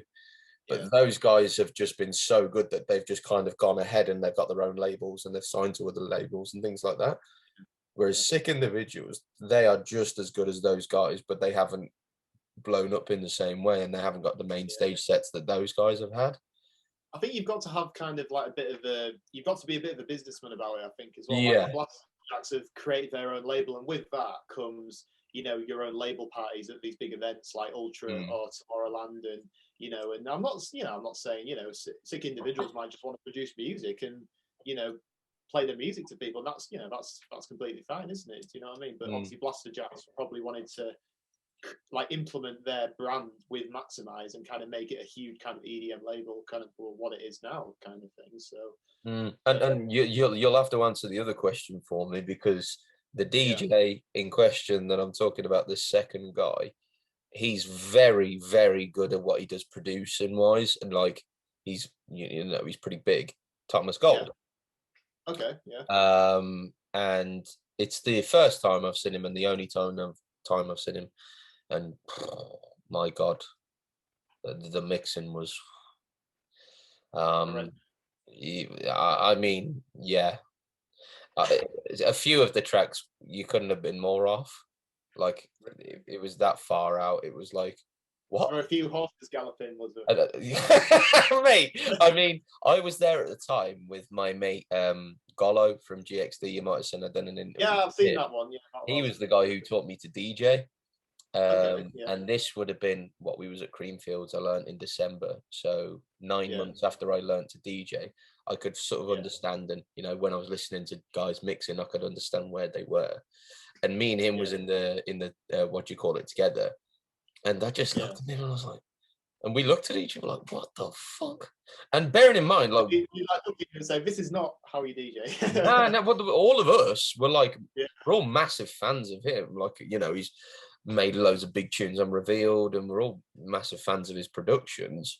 Yeah. But I mean, I think that's like a common, like, kind of issue. maybe he just had a few too many drinks that night. I don't know. Like, I've been there Yeah. before, but Jesus Christ, it was yeah. And then that begs the question: do you need to be a DJ from a producer's point of view? In theory, yes, but I don't think a lot of DJs, well, producers, should we call them, that I don't think they are actually DJs, because I think there is, you know, you hear all this stuff, don't you, about people just putting sets through Able's. I mean, Deadmau5 does it, doesn't he? I mean, obviously he's a very talented producer. You know, he was one of my early influences, but I don't think he like, he doesn't mix live as such, does he? He has a set which he kind of puts through, say, Ableton or whatever it is, and then he kind of just He sort has of like his computer set up, doesn't he? But I don't yeah, know if people really like get what he does. did you see his set at Greenfields in 2019? Yeah, I He was was in the there. queue, Yeah, yeah. and it's like, I mean, that's not to say that he isn't like a performer. You know, he's still a performer. He's just, maybe it's just a different kind of DJing, I guess, isn't it? Really, because like we know DJing as, you know, mixing tunes that are in key and then like obviously on beat as well, and like on the decks. And but you know, some people just don't. Some artists just don't use that way, and you know, it's not. There's nothing wrong with it. It's just that's what they that's what they do. That's how they entertain, and you know, that's how they get their message across. How they want to like portray their music. So you know, that's fair enough to them, really. I mean, do you think there's much sense in like, say for example, let's just take Avicii as the most obvious example. You know, a seriously talented producer, one of the most successful producers in history. But to me, clearly not a guy that's meant to be on stage in front of not well. They're not meant to be on stage, but he wasn't a DJ. I just don't think he was a DJ. Really, No. He was a producer. Like he would have been probably arguably the best ghost producer of all time if he went to just ghost produce for like all the bigger kind of EDM guys, like Tiesto or Garrix or Afrojack or whatever. But like if he kind of produced for, you know, ghost produced for them, like I think he would have been happier in himself, because I think the problems he had stemmed from the constant exposure to that sort of DJ life. It wasn't really for him, was it? You know, all the kind of the long plane journeys, there's, you know, thousands of fans kind of, you know, sort of in with him.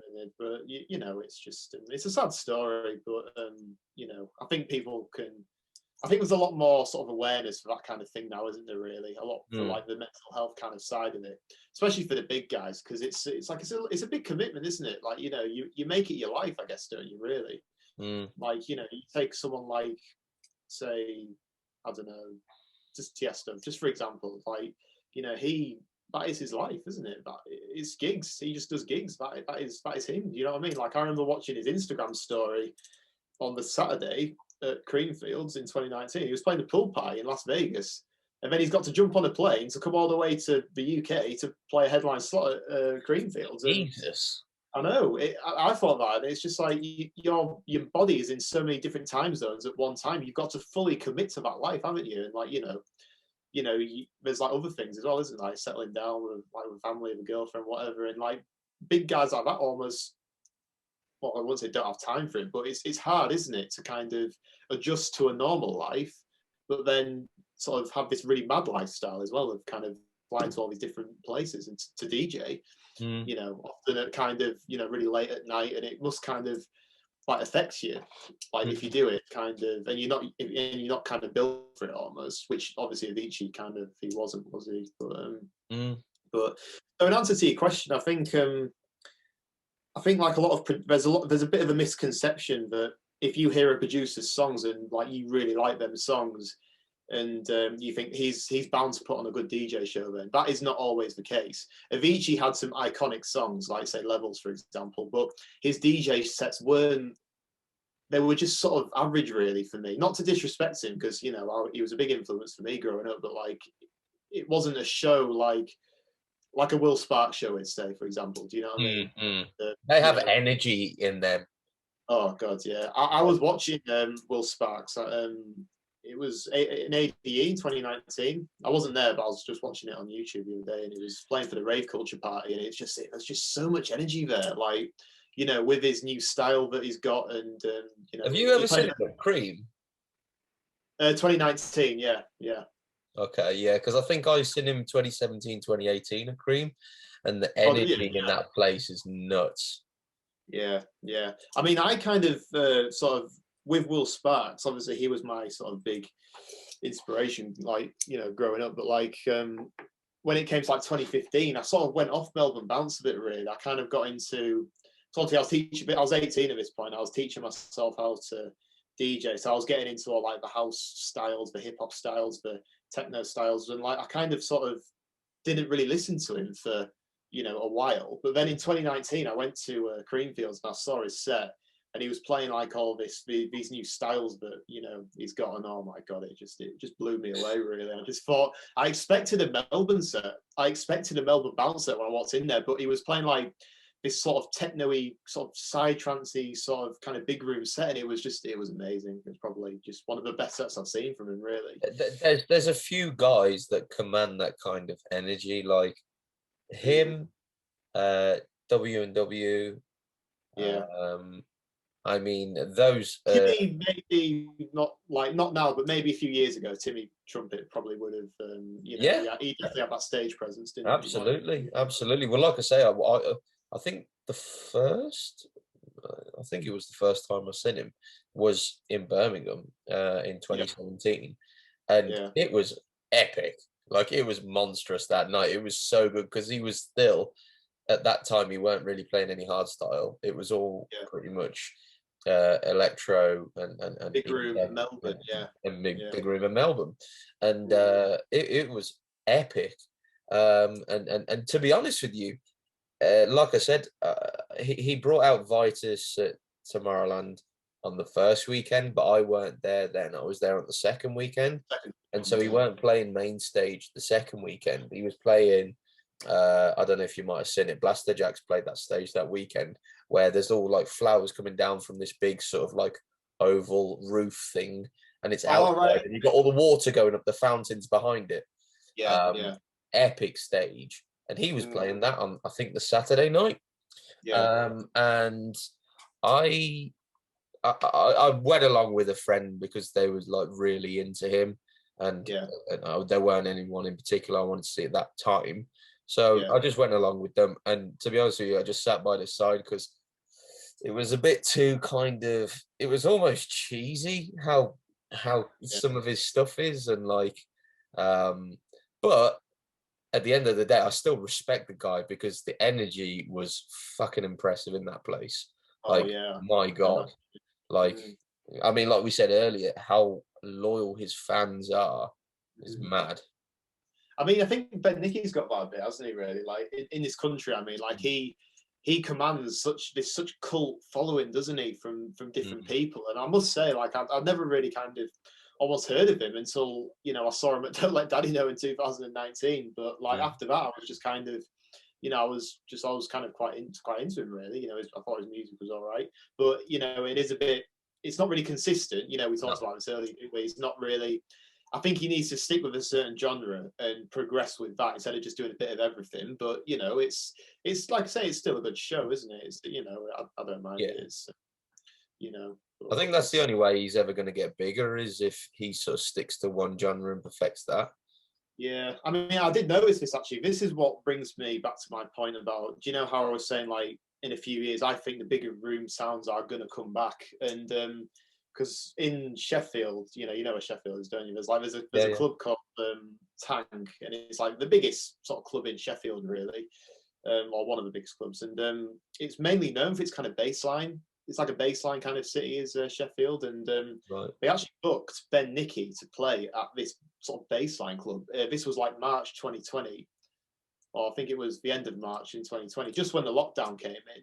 And for me, that kind of sort of signaled that them styles, they're starting to creep into the sort of more commercial kind of things. And I think as the lockdown ends and these festivals come back, you will see that happening a bit more, in my opinion anyway. You know, I could be wrong, but you know, I'm sure there's plenty of people who disagree with me you know, especially up where I live. But you know, it's just one of them, isn't it?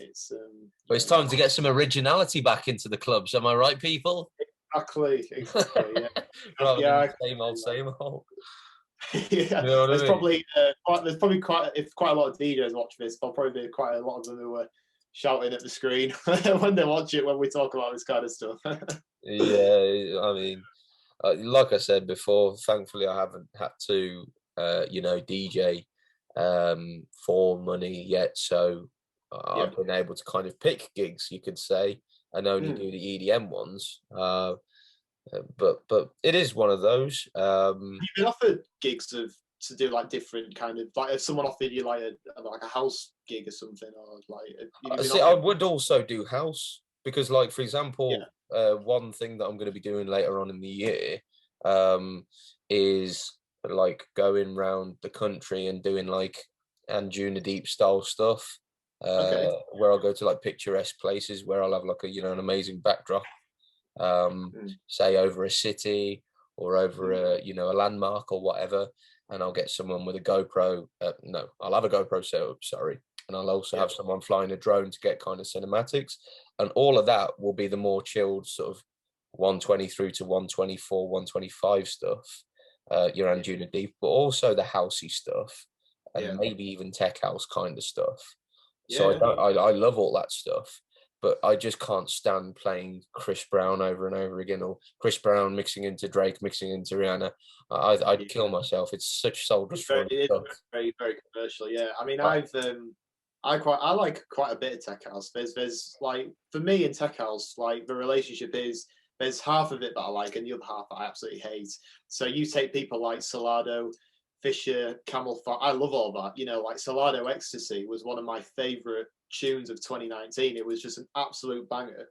I went to see Salado at the Steel Yard in 2019, and when they played that at the end, it was absolute. It was scenes, honestly. But then you take someone like I don't know, Michael Beebe, say, or Porter, you know, like really minimal kind of tech. And I'm not trying to say that you know, it's bad. It's just not for me. Do you know what I mean? With my music, I need something that's got a bit of something to it, like a bit of a kick, or a bit of a nice pad, or just anything, just to make it like you know seem good. And for me, that kind of tech is what I hear is just one kick with a bit of percussion over it, and that's all I hear. And I get that people like that, you know, people like the minimal stuff, you know, probably more now than what it was years ago. But that just isn't for me. I wouldn't pay to go and see that. Do you know what I mean? Like it's that's the problem for techno and sort of the basic stuff to me is it's yeah. very sort of beans and rice. Like it's Mm. boring. I There's no flavor to it. Like with Big Room, not just Big Room. You got psytrance, you got hardstyle, you've got almost all subgenres besides the tech house, techie stuff. You've got mm, something to really fucking bite your teeth into and have a good, have a good boogie to. Have yeah. the 125, 126 stuff you can really dance to. 128 Mm, you can jump up and down, and 150 yeah. BPM and 138. But with that kind of stuff, it's and it's that, but it's also to me, I think what makes it quite an off-putting scene for a lot of us is it's very Yeah. snobby as I get well. that. It's very Yeah. I think snobby. yeah, very snobby. Yeah. I mean, I kind of know, you know, I know a lot of people that are kind of almost genre bashers. I call them like when they'll say, I like this tech house, which is fine. Everyone's entitled to like what they like. Mm. But then they'll say, oh, EDM shit, it's hard, hard Yeah, style, yeah, and it's yeah. like, why do they feel like you need to kind of bash another genre just because you don't like it? Do you know what I mean? Like, if I was walking through Creamfields to maybe go and see a main stage set, and I walked past I don't know, one of the tech house stages, and Michael Beebe was saying, I'd just say, fair enough, he's got a full crowd in there. I wouldn't go in myself, but I wouldn't start going, oh, why are people in there? Do you know what I mean? It's Yeah, just, oh, they're all dummies or whatever. Yeah. yeah, they're all just, I'm just not that kind of person. You know what I mean? I just kind of No, like, if people want to listen to something, that's absolutely we've all got fine. different tastes. It's just, it's people are, and that's what I like about Creamfields. There's so many different styles that come together, and it's, people can come from all over the country and listen to their favorite styles, and that's what I like about it. That's why I think Cream is so successful in what it does, because it brings all them people together. And you can go and see a drum and bass set, you can go and see a EDM, big room, techno, bassline, anything you want. Anything that is electric music, you can see at Creamfields, and that's why, I think it's one of the most successful festivals that there is in this country, really. In the world. And I think, in the world even, yeah. Like, and I think any DJ, especially in this country, who has aspirations of playing to big crowds of electronic music will aspire to play at Creamfields, because that is the place to be. That's where everyone is, isn't it? So absolutely. So yeah, it's but well, like I say, we'll have to see, won't we? What comes in the next few years, and hopefully, Big Room will come back. And I've got faith it will, mate. It absolutely will. We've just, I tell you what, it really, really does start with guys like me and yourself and other lads at our levels from the ground, kind of pushing it. It isn't just a case of one big DJ, because we don't really have one big DJ in this country that everybody listens to. Where if he was to start playing Big Room, I think it's got to come from the ground, where guys like yourself, me, and other lads at our level are all kind of pushing it. It definitely will make a comeback for sure. Definitely. For sure. I mean, I think with EDM people, if you say to anyone, or EDM, for example, people think of the 2012 electro period, don't they? People think that is EDM, but it's not. Do you know what I mean? It has evolved like 10 times since then. Do you know what I mean? Like, the EDM sound for me now is like the sort of Ollie James, Will Sparks kind of sort of 135 BPM. And, I love all that. Ollie James is probably another one of my favorite Big Room producers at the minute. He's even got into like sort of heavier 138 stuff as well, hasn't he? I just think it's what I listen to at the minute, really. And he's a very talented producer himself. You know what I mean? And obviously he's English and he's doing Big Room. It's kind of just someone to, kind of say, look, he's doing that as well, and it's But yeah, mate, it's one of them, ain't it? I've got to ask you, who is your biggest inspiration? Well, I think people watching might have a bit of a clue, is what I'm going to say. But yeah, it's got to be Will, mate. It's got to be Will Sparks. From when I listened to him when I was 15, when I heard the In the Air EP, which was the first like tunes that I heard from him, like the Melbourne sounds, to then seeing his set at Creamfields in 2019, I was a religious follower of him again. Do you know what I mean? And like he was my inspiration then, and he's almost one of my inspirations now. Do you know what I mean? Because he's pushing that sound that I want to almost be producing. Do you know what I mean? Alongside the Ollie James kind of sound, and so I'd say obviously there's other guys. I listen to loads of music. It's not just Will Sparks, but I think as like whoever stands out, it's going to be him. Do you know what I mean? So and like I say, when I got kind of I got told that I was going to support him at the warehouse, it was just kind of like, it was the biggest kind of, for me, I viewed it as like the biggest kind of opportunity for me, DJing wise, and it was, I know that feel. I know that exact feeling, because, like I say, I probably felt that way when I got told I was going to play the main room at Ministry. Like, to me, I was just like, like genuinely, for 3 years, every other week, I'd gone to Ministry, most of the time on my own, and I'd do the all-nighter. I'd get a picture with the DJ if I could. Then I'd drive home at like 6 o'clock in the morning, and I did that rinse and repeat every other week for the best part of 3 years. That's dedication, is that though? But like, to travel from where you're at, to go into the centre of London, to just park your car up for the night, watch a DJ, and then just drive back. That's dedication, and it shows. That shows with people. You know what I mean? Like, for promoters who kind of obviously saw that, thought, this guy's obviously invested in our venue, and if he DJs, then we might we'll put him on and just kind of see what he can do. And that was it as well. And like I say, I mean, it weren't cheap. In those 3 years, I was buying almost every single event that I went to in those 3 years. I bought the ticket. I paid for my fuel to get down there. My fuel to get down there and get back home was 60 quid. It cost me a tank each time. Then you got like 25 quid for the ticket. And then there was other. It all adds up, doesn't it? Eventually, mate, I mean, if I went during the day, you've got London congestion charge. That's 25 quid. Yeah. Like, fuck me. It's just one thing after another. Then as I was able to afford it, I was getting a hotel. But a basic hotel is 100 quid. So you're Really? spending 250 each time. It's Yeah. like, I but know it's crazy, isn't it? But I suppose this is like the stuff you do early on kind of determines almost how far you'll go with it. Do you know what I mean? If you put the effort in and prove your worth, as it were, people will see that and you'll get that fully, opportunity. Do you know what I mean? Like fully. like what you did to support WW, who probably were big influences to you as well. With you being like a big room kind of DJ, it was I'm buzzing for you, mate. Do you know what I mean? It was I appreciate that. I mean, like I say, W&W, well, maybe I'd probably say Hardwell or Tiesto was for me what Will yeah, is for you, because like my sort of education of dance music was the first albums of Hardwell and Tiesto, and then through high school, probably from about episode 100 of Hardwell on Air, I was listening through to them.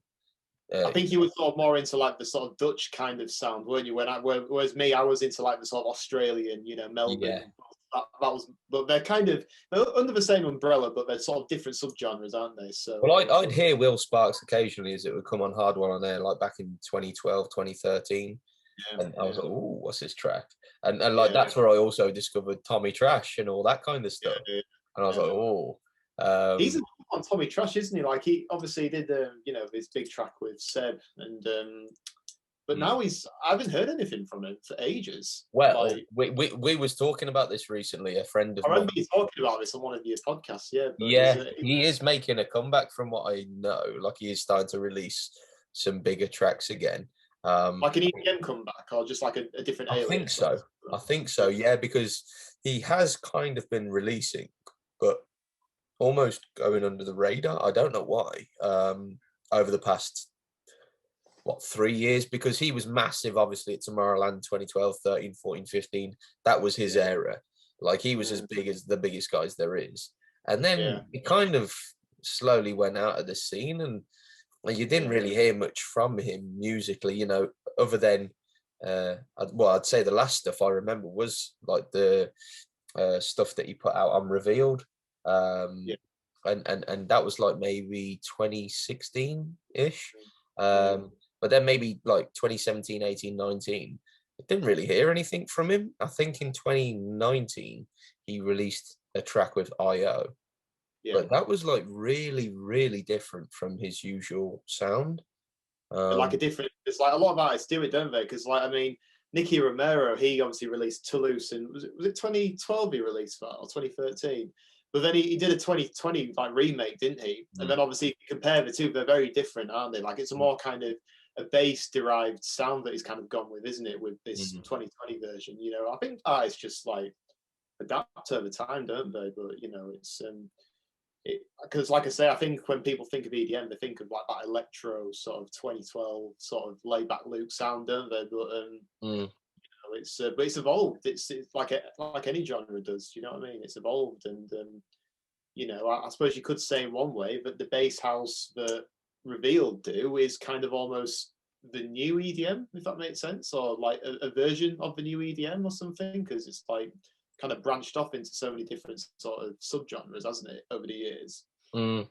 Kind of thing, especially like with the Melbourne bounce as well and all that kind of stuff. Well, they've been doing that, and they've released mm, probably via one artist, Mr. Black, on Revealed. He's Yeah, been releasing a lot of psytrance on there. has he really? Yeah, yeah, but it's kind of gone under the radar because I don't know if it's an alias of his. There's this guy called Mr. Hybit. But it just says Mr. Hybit and then the track name. But then in the Yeah, description, when you look at it, it says Mr. Black and Mr. Hybit or whatever. And so I think it's maybe his alias. But fucking hell, like it is serious, heavy, heavy psytrance. It's mental. Like I'm gonna put some into my rave in a bit. But yeah, yeah, it's nuts listening to some of his stuff. yeah. But yeah, you're hearing the psytrance from him on Revealed as well. You know what it is though? I think you're probably like a bit like me, where when I listen to, especially when I'm at a rave, I like to really hear something that really hits you. You know what I mean? Like really kind of gets you going, and like and psytrance, I suppose, doesn't it? Do you know what I mean? Because you went to Hellfire, didn't you? And was it last February? Yeah, because I went to that as well, and Vinny Vici played, didn't he? And his set was just Epic, it took me to like another dimension, didn't it? Really, his yeah. set was just it was just amazing, honestly, really good. I've got a couple of games that I'd like to play with you. I think you might be familiar with. Indeed, yeah. I'll hit you with the first one, the one that I don't play as much. Okay. So I want you to explain to me, or not to me, explain to somebody who has no understanding of dance music whatsoever, the subgenre that I'm going to call out, and I want you to explain it to them as if they're almost a dummy, like they don't understand anything about dance music or production. And because sometimes, like when I've had answers from guys, they talk about it in a producer's terms, but your average person isn't going to know any of these things, like, oh, it's got this chords and this and that. And people don't have a clue what that means. So I want it to be in the most basic terms, so somebody who doesn't understand could kind of get it. Okay. Yeah, go for it, man. Yeah. Okay. Let's see. Since we've talked about it, let's go with bass house. Bass house. So bass house is obviously, it's like it's a collection of bass lines all mixed together. Like it's concentrated on the low end spectrum. So like bass line is kind of what is the groove in it. Obviously you've got the sort of the good kicks in it as well, which kind of mix with it, and it forms into a bit of a drop. Like it builds up to a drop, and then it's sort of, obviously there's heavier bass house, there's like a bit more less bass house, and it's kind of, way to explain it would be just to go on the bass lines, really, because that's what I suppose people are listening to, aren't they? That's what they're kind of going to listen to. But yeah, so that's probably how I would describe bass house. So it's all quite sort of heavy kicks as well, not really fast, but sort of, the kicks are quite hard hitting, aren't they? Mm-hmm. Like if you listen to a Mahler tune or a I don't know, like a Charmy tune, or Jaws tune, even, like the kicks are very hard hitting, aren't they? But they're not really quick like a psytrance tune or whatever, because obviously it's a lot lower BPM. But yeah, that's how I'd describe bass house, I think. Lovely. In that way. I'll tell you what, I've never asked this one before, but let's go with it. Melbourne bounce. Melbourne bounce. Well, I need to add that to my list. Yeah, I know. I was after today. Is, well, for me, it's iconic. Really, it's all it is just like it's a bit similar to bass house. I'd say actually, it's kind of like the bass line isn't as kind of primitive as what it is in bass house, but like the beats are very bouncy. Like the whole sort of genre is designed to make you move, I think, like in a sort of bouncy way, should we put it? And it's often kind of mixed with these really catchy vocals, or maybe like a remix of a classic tune. Like I was listening to a Will Sparks mix the other day, and it was like a remix he played of Gorillaz Feel Good. It's like a classic tune, isn't it? And he did like a Melbourne Bounce remix of that, and it just went together so well. So how I describe Melbourne Bounce is it's just a catchy vocal or a catchy riff, just like with a really bouncy beat in the background, just to kind of get you going and get you moving. Really sweet. That's what got me moving anyway when I was. No, that's perfect. And then the last game I'm going to play with you is the subgenre game. So I'll call out the subgenre, and I literally just want you to say the first thing that comes into your mind, the first word. You can say a few words if you like, or if you feel the need to, you can elaborate. Okay. First one, progressive house. Uplifting. I'd say deep house. Groovy, I'd say deep house. Big room. I'd say original with Big Room, because Big Room was kind of where it all started, wasn't it? In like 2012. That's the best answer I've had. Yeah, it was like that was where it all started. Like the entire scene kind of emerged from Big Room. So I'd say original for that. Yeah, awesome, definitely. Awesome. Hardstyle. Substantial, I'd say, for hardstyle. Substantial, because there's a lot there's a lot going on, isn't there? And I'd say that it's very, very kind of uplifting as well, I guess, like progressive, but very substantial as well in that regard. What do you what do you mean when you say substantial? Just like how Substantial is, so I'd probably say like very heavy, very, very, like a lot going thunderous, on. almost like whoa. Yeah, definitely. Yeah, like you kind of you know about it. Do you know what I Yeah, mean? yeah, You yeah. hear it. There's a lot going on, and like Makes a you can pick up statement, doesn't it, at a rave? statement. Yeah, that's probably a better way to describe it. It's a statement. Yeah, it's sound like a We substantial all have our statement. own ways to describe it. I like the way you described it. Substantial is a good descriptive word for that. Yeah. Trance. Melodic, I'd say. Trance. Melodic and uplifting as well, like progressive. It's like trance is just is a quicker version of progressive, really, isn't it? Yeah. Or some progressive styles, I'd say, maybe. Yeah, absolutely. Yeah. Psytrance. I'm gonna have to go with the answer that you describe it as normally, which is tribal. I think because it is, isn't it? It's tribal. Vinny Vici.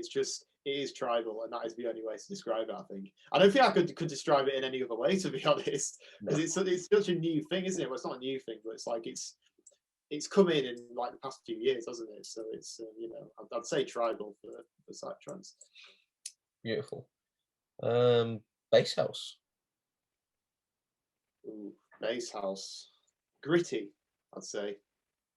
Okay, that's It's good. like that low end kind of sort of bass pump, isn't it? That really kind of that's what gets people going in that genre, I think. So that's interesting because I've not thought about it like that. But as you say that, you kind of grit your teeth and you're like, you do. It's like the bass face, isn't it? Do you know when you watch Marla? Like, or when I've watched a Marla set when he's like played at Ultra or something on the worldwide stage, and he drops a really naughty bass line. You just like just kind of like yeah, you just like it's not really like a real kind of put your hands in the air and like drum kind of music, but it's just like it's like a head bop, isn't it? Like a really gritty head bop, and that's just. Well, my describing word for it is nodding because like when I was did you see him at Cream? Yes, he was before Garrick's, wasn't he? In the Generator arena. He was. Yeah, I was in there as well, and I remember just looking around the place, and every tune you drop, everyone just going, just nodding like yeah, it's so sick. His genre is bass house, but it's like sort of it's G house as well, isn't it? That's what he kind of plays. And like when I went into the Generator, because he was on at about 5 o'clock, wasn't he, on the Friday? Yes, I think in the Generator. And like, I walked in and. But was like I thought there'd be a much bigger crowd in there. I think he's a really like underrated artist. Is Marla? Like, when I was in there, it was busy. Like I was sort of towards the front middle. Well, yeah, but it was really busy when I was in there. Like when he came on, anyway. I'm going off what with Garrick's. Yeah, when Garrick's came on after. When Garrick's came on, you couldn't. It was a struggle to get in there. It was nuts. Yeah, because I think I'm probably going off that, but yeah, it was definitely it was Rams. Still busy, yeah, but it was a good set, wasn't it? I really that was a stupid decision as well for them to put Garrick's in there rather than like a main stage. Like how retarded? Probably the biggest artist you'll put on this festival, and you put him in one of the smaller stages. Whereabouts were you when Garrick's was on in the arena? Were you at the front? Well, so when he came, he weren't in the arena, was he? Wasn't it the Generator? The Generator, I mean, yeah. When Garrick the Generator, where were you? Where were you at? Well, so when he came on, I missed him by like 5 minutes because like the group he was with, they wanted to go to the toilet, so we missed him by like 5 minutes as he came on, and then we got to it. It must have been by the end of his first track. We got to the Generator, and we was walking in, and my God, it was busy. Like Jesus, and we went in from the right hand side and the first entrance, like at the front of the crowd, because we wanted to kind of be near the front. And it probably took about 15 minutes just to get kind of into the middle of the crowd. Well, we were the same. We were the same because we came in because obviously when Marla finished, we went to get something to eat, and when we went back to see Garrick's, when he came in, like we were in the middle, and I was just kind of like, we got an all right spot here. But then my mate was like, "No, yeah, fuck it, come on, let's try and get right to the front." And we were pushing people. Like I was saying, right, we're going to get to the front, and we got right to the front. Like, I mean, right at the front where the front railing is. And me and my mate were going absolutely mental. When You might have been next to me because I got front row. No, that's what I mean. Like I probably was. Yeah, and, when we were like, when he dropped animals, oh my god, it was like we were just going absolutely crazy, and it was. There's a video of me that I took off my phone. I was just so like ecstatic. I was like, it was like a video of him, but then I turned the camera around and you just see this entire arena bouncing to mad, animals. weren't it? Amazing, man. Honestly, when I came out, it was like I'd been in a swimming pool or something. I was just so like pumped up, and it was amazing, honestly. See, to me, like he has as much of a cult following as say Hardwell or Tiesto, but to me, when he comes on stage, it just isn't the same as like when Hardwell comes on stage. Like Hardwell just brings something else.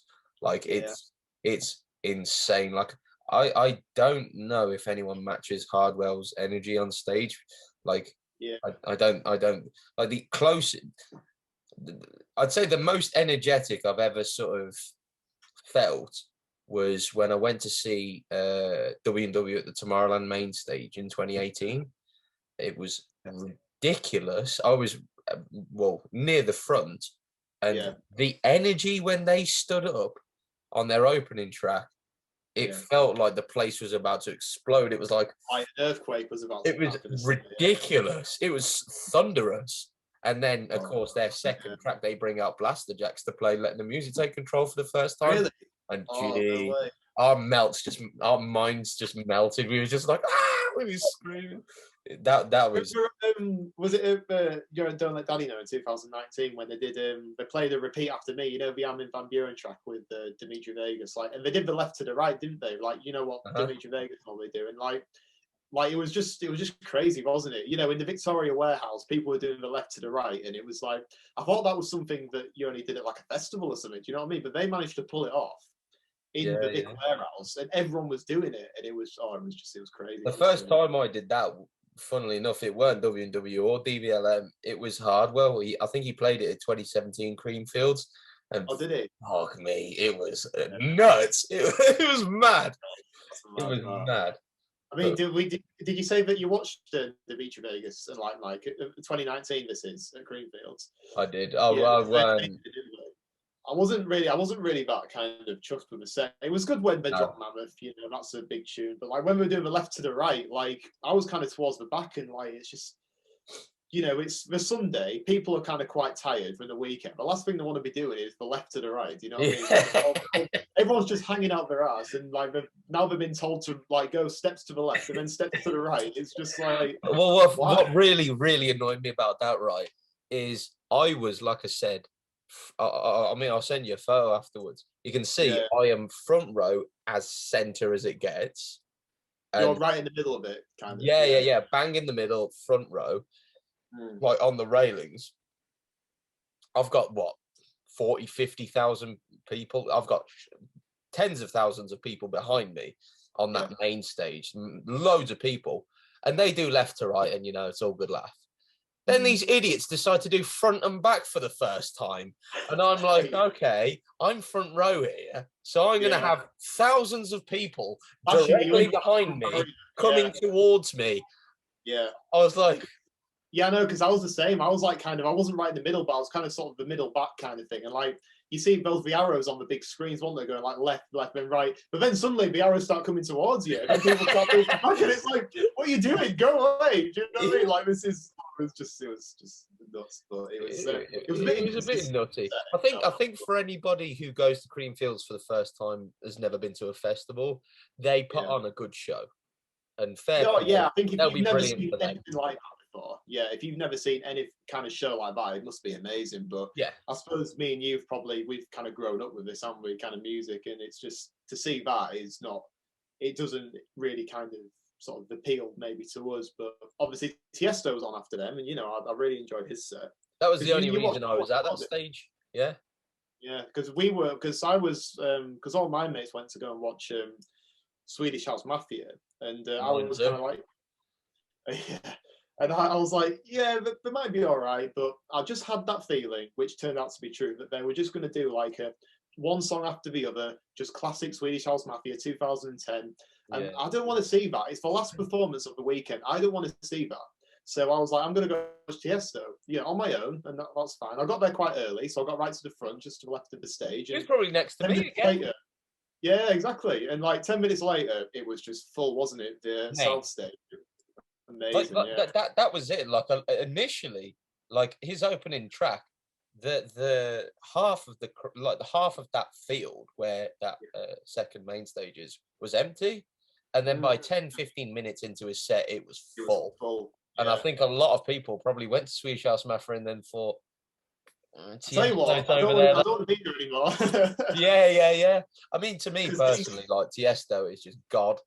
And I'd pick him over Swedish House Mafia any day. Oh, any day, mate. Yeah, I mean, maybe if he was up against Axwell and Grosso, that might be a bit trickier for me. Maybe. I actually like Axwell and Grosso more. Yeah, I agree. I'd still pick him any day. Like him, I mean, I think he's got so many iconic songs, hasn't he? All the bangers, and you just know that they're going to be really good live on a massive sound system, aren't they? So did you ever do Creamfields in 17 or 18? I didn't do. You see, the thing with me is, I was kind of like, I sort of had my sort of EDM phase, as we've kind of talked about. When I got to 18, I kind of got more into the sort of house and the hip hop styles, which I still am, kind of, to be fair. But it wasn't until I went to Creamfields in 2019 that I just got hooked on EDM again, and then obviously the rest is history. Yeah. So then obviously the rest is history now. In 17 and 18. The Sundays were stupid on the what do you call it? What's the one that they play? That's it. Yeah. On the what do you call it? 17 and the 18 sets on the Sunday, they were ridiculous. Like I think like I can't remember who opened the 17, but the 18 Carter opened. But then after that, it was the same lineup as 17. It was Mike Willems, Don Diablo, Small Gate, then Hardwell, then Tiesto, and it was like amazing. Amazing. So I was there at that stage all day on the 17 and the 18, and fuck me, like seeing an hour and a half of Hardwell and then an hour and a half of Tiesto afterwards, and it was just like it was mind blowing. It was. This is the thing that I kind of kick myself about, really, because like I'd been going to because I was big into bassline and hip hop really in like 2017, 2018. I'd go to like Leeds Fest and all these different raves and stuff. But when I got back into the EDM in 2019, and I started rewatching all these sets from 17 and 18 from Tomorrowland or Ultra or whatever. I just thought, why wasn't I there? Do you know what I mean? Why didn't I go to these events? But it was plenty more to come. It's just it's one of them, ain't it? I guess. Plenty, mate. That was a real tangent. That was about 15 minutes. We're still halfway through the game. I know. I know we're doing well, aren't we? To be fair, it's fine. I like to ramble and have a chat with you. Yeah, me too, mate. Yeah, me too. Next one we're gonna go on to, controversial one from earlier, techno. Oh God. Oh God. All right then, come on then, let's have it. So, so we're describing it, aren't we? That's it. Right. So this techno or tech house, because they're the two different. Techno. Techno. Okay. You see, actually, I like techno. You see, it's I like Adam Bayer and all the kind of the drum code stuff he does, but one word I would describe techno as is I'd probably say heavy again. Because it's not really thunderous like what the hardstyle is, but the kicks are really heavy, a bit like bass house, but they're more big roomy almost, aren't they? They're more heavy and sort of 130 BPM, and I'd probably just describe it as heavy, to be honest. Techno. Yeah. I like it, to be honest. So I like all the drum code stuff, and but that'd be techno for me. Dubstep. Shit. I'll try. Is that it? Or no. I was just trying to think, to be honest. I didn't think you'd. I didn't think this one would be asked, but that's a curveball.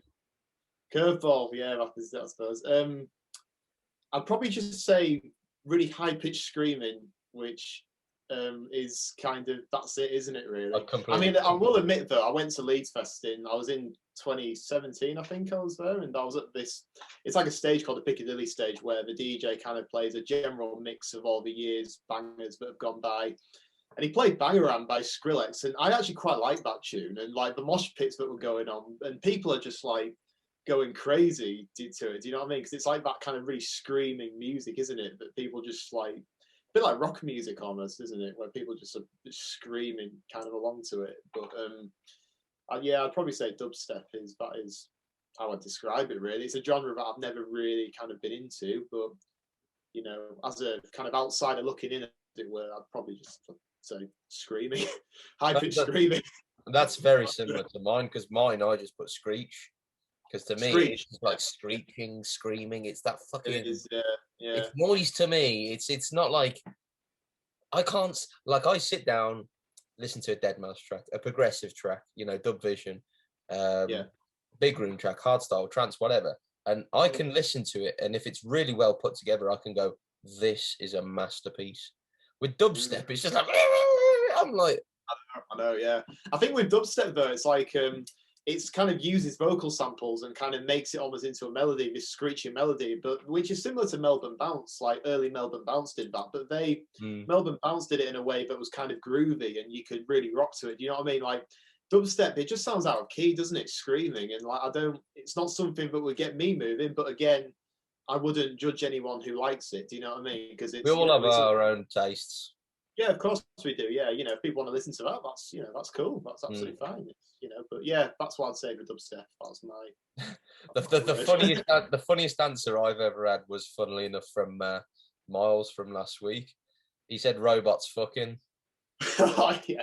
I think it was either Miles or it might have been someone else that I've interviewed. Was it? I think it was Miles, was it? Or what? Because he was using artists, wasn't he, to refer to the genres, wasn't he, Miles? I think. You know, when you'd say to him, he was using the artists, yeah. But it will have been one of them. Like I remember laughing at it. Actually. It was either Miles or it was a guy from similar area that I've interviewed as well. The interview hasn't come out yet, so I don't want to mix them up yet. But okay, that's the funniest answer I've ever had. Like that had me in tears. Robots fucking. Like, that's actually perfect. Yeah, but it is though, isn't it? It's very like just like robotic and electronic, isn't it? It's like But I mean, in a way though, like you think when Skrillex kind of started bringing out his dubsteppy kind of stuff in 2011, like dance music wasn't really that advanced then, was it really? It was kind of getting to the point where like EDM was sort of exploding, do you know what I mean? And you know, dubstep was maybe like the trial, as if to say, you know, let's see if this kind of music works, and then we'll kind of progress from that. But yeah, you know, I don't know. Yeah. Like, next one is drum and bass. Busy, I'd say. For drum and bass. That's my one, that is. Is it? Oh god. No. You can share the same one, absolutely. So at the end of the day, you know, sometimes with some of these subgenres, there is only one word for it. The thing is, I like D&B. It's a genre that I've always kind of liked, really. You know, even like I like the kind of jungle stuff, but then I like the sort of uplifting stuff as well. Like you know, like all Sigma back in the day. You know, all the commercial stuff. I like there's a bass house label called Crewcast, which is like sort of Holy Goof and you know Chris Lorenzo and all that. They have quite a few D&B artists on there who I follow, and you know, it's a genre that I've always kind of been into, really. And I think as well with D&B, it's a very kind of UK sound, isn't it? So like you could go to a commercial club like Prison, for example, and you could easily get away with playing D&B for half an hour because people love it over here. You know what I mean? Like you wouldn't be able to play half an hour of like hardstyle, but D&B, yeah, that'd be something to. That's what kills me though. Is like I kind of dislike drum and bass and dubstep for those kind of reasons as well. It's because I'm like, why don't you just listen to Big Room instead? Like it's better. Yeah. You know what it is? I think every festival on the planet really has to have that one stage where people could just go and pure mosh to. Like I think over here it's drum and bass because you could just go mental to it, can't you? But I think over America it's dubstep and trap. Like, do you know what at Ultra in an Ultra Miami, you've got like the worldwide stage, haven't you? But you get all the trap DJs playing there, don't you? Right. And I Yeah. think like people go there, don't they, just to like pure mosh and just go like mental. And I think over here it's drum and bass. That genre is drum and bass for us, really. I think it's like the American equivalent, but Yeah. No. Absolutely. but yeah, busy, I'd say, for drum and bass. Trap. Distorted, maybe I'd say for trap. That was because I mean it does obviously all the tracks that are produced are in key, aren't they? But it sounds like they shouldn't go together. Like some trap tracks that I hear just are kind of a bit like they don't sound right. Do you know what I mean? It sounds like it's been distorted or kind of I don't know. Like I say, it's not really my thing, but you know, like I say, it's I know there's like a big scene for it over in America, isn't there? And, I think someone recently described it to me as a cross between dubstep and R&B, and it's interesting, kind of. Well, that's actually quite an interesting comparison. I wouldn't say R&B, but I'd say hip hop more, like, or maybe hip hop, but that kind of American mix. Yeah, You know what I mean? yeah. Because the thing is, like, a lot of trap is like it's sort of 78 BPM, 80 BPM. It's that, and a lot of hip hop is obviously like 80 BPM as well. So you can find a hip hop track that's in key with like a trap track or something. It normally works quite well. It's like years ago when you know, grime used to mix in really well with dubstep because it was like, you know, 70 BPM, wasn't it? And like they shouldn't really have got. It's like two genres, but shouldn't really have gone together. But they worked together quite well because it was the same BPM, you see. So, but yeah, for trap, I'd say distorted really. But that's just my opinion. I know obviously a lot of people might think differently. But yeah. Happy hardcore. Too much. That's just too much for me. It's not really like I just too much. It is just literally too much for me. It's just one of them that, again, I don't really like to think of myself as a genre basher, but I just think happy hardcore it's just not for me really. It's too like cheesy. Do you know what I mean? Like with how they make it, and it's just, I don't know. It's almost like it's like the pop world of dance music, isn't it? It's like the DJ's gone to Pop World and thought, I'm going to play all this cheesy music, but I'm going to put it up to about 170 BPM, and then I'm going to see how it works. And it's just, it doesn't, does it? No, it doesn't. Definitely, it's. I've got like a collection of genres that I sort of like. So obviously, Big Room being the main one.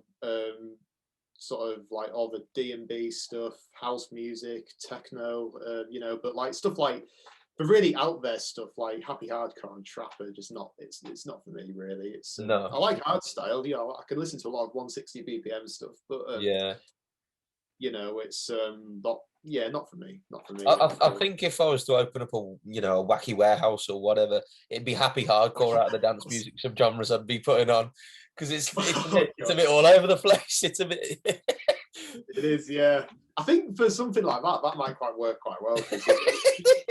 It's just everyone could just go mental. You could have loads of balloons, couldn't you? Of them yellow smiley faces. Do you remember what name of the acid rays they used to use? You could like proper make it up, couldn't you? And decorate Yeah. There's that kind of thing, but you'd have to kind of it's a wacky warehouse. Would probably be the best way to go about doing it. Oh god. Tropical house. Tropical house. I'd say soulful, but they do kind of call it soulful house, don't they? But you know, it's very, you know, like what Miles touched on the other day. He was saying it was kind of like that sort of Kygo period, wasn't it? Of like, you know, and that's how I'd describe it as well, really. You know, that Robin Schultz, you know, when he did all them tracks back in like 2014, that's tropical house to me, really. Yeah, and I liked it. I really liked it actually when it was, you know, about, because it was, you know, it was like, it was just something different at the end of the day, wasn't it? It was, you know, I don't think anyone was really doing it at the time, were they? And it was kind of quite a nice sort of summer kind of chill kind of thing, wasn't it? It kind of works quite well. So, yeah, that's how I'd probably describe Tropical House. Quite soulful in a way.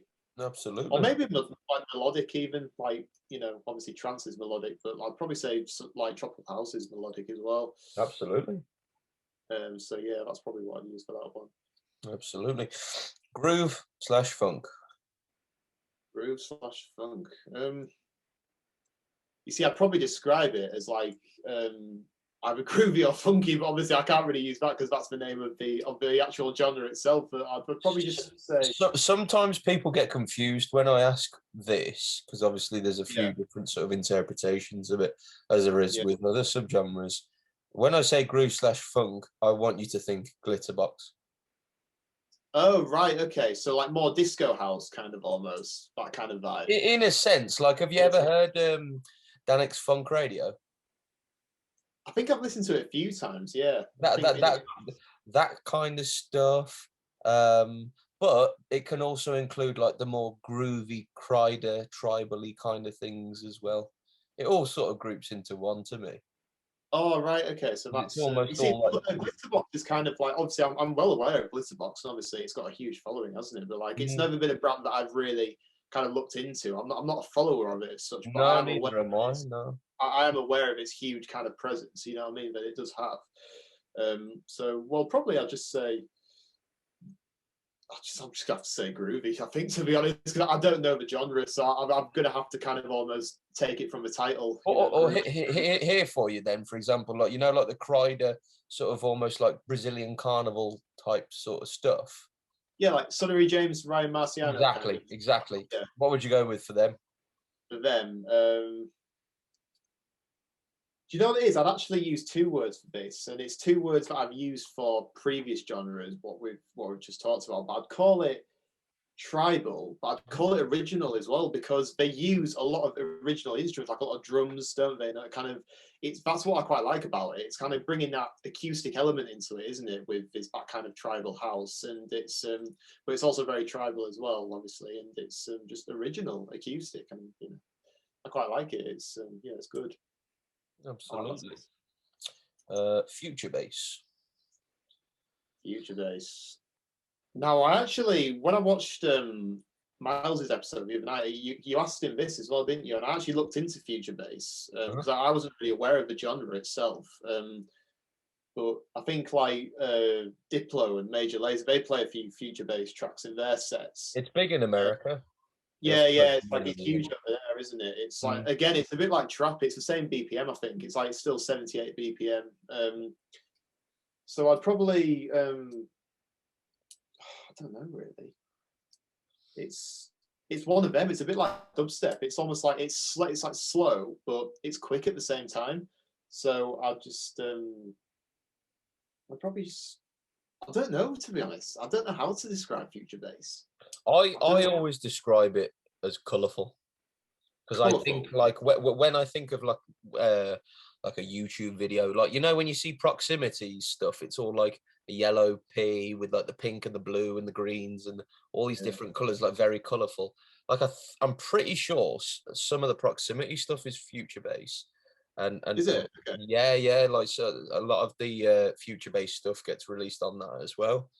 Mm. And to me, I just think like all these like bright neon-y colours. That's what Yeah. I think. Of future bass, yeah. So like so colourful then, that's how you describe it, future bass, yeah.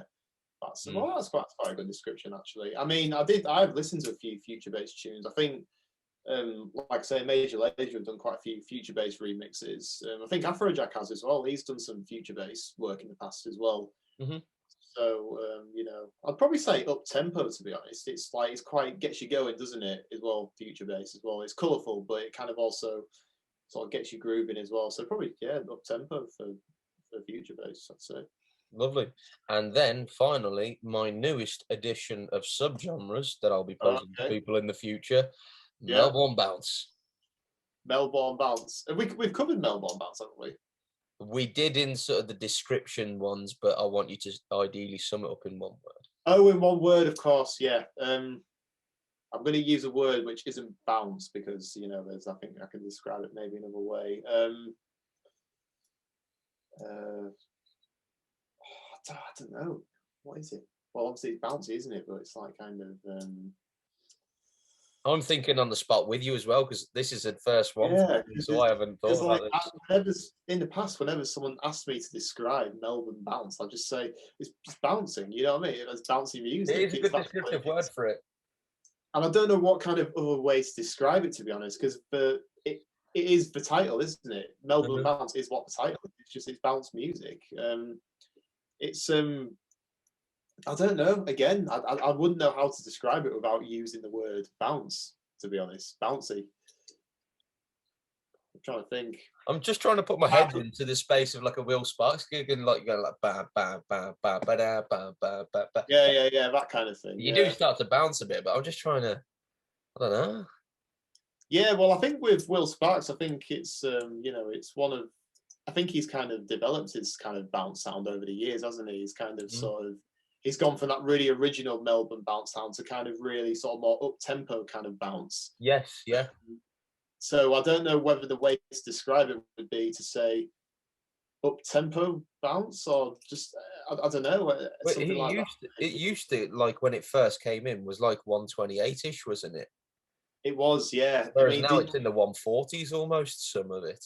it's been sped up, hasn't it? I Yeah, mean, do you follow some DJs called these are Melbourne bounce DJs, Teddy Cream? Have you heard of them? So yeah, they're like obviously, well, they started as Melbourne DJs, but like they're doing tracks now which are like sped up to 140, and it's just Melbourne bounce, just sped up to I that think their speed, and stuff it's is like a cross with bounce and hardstyle, isn't it?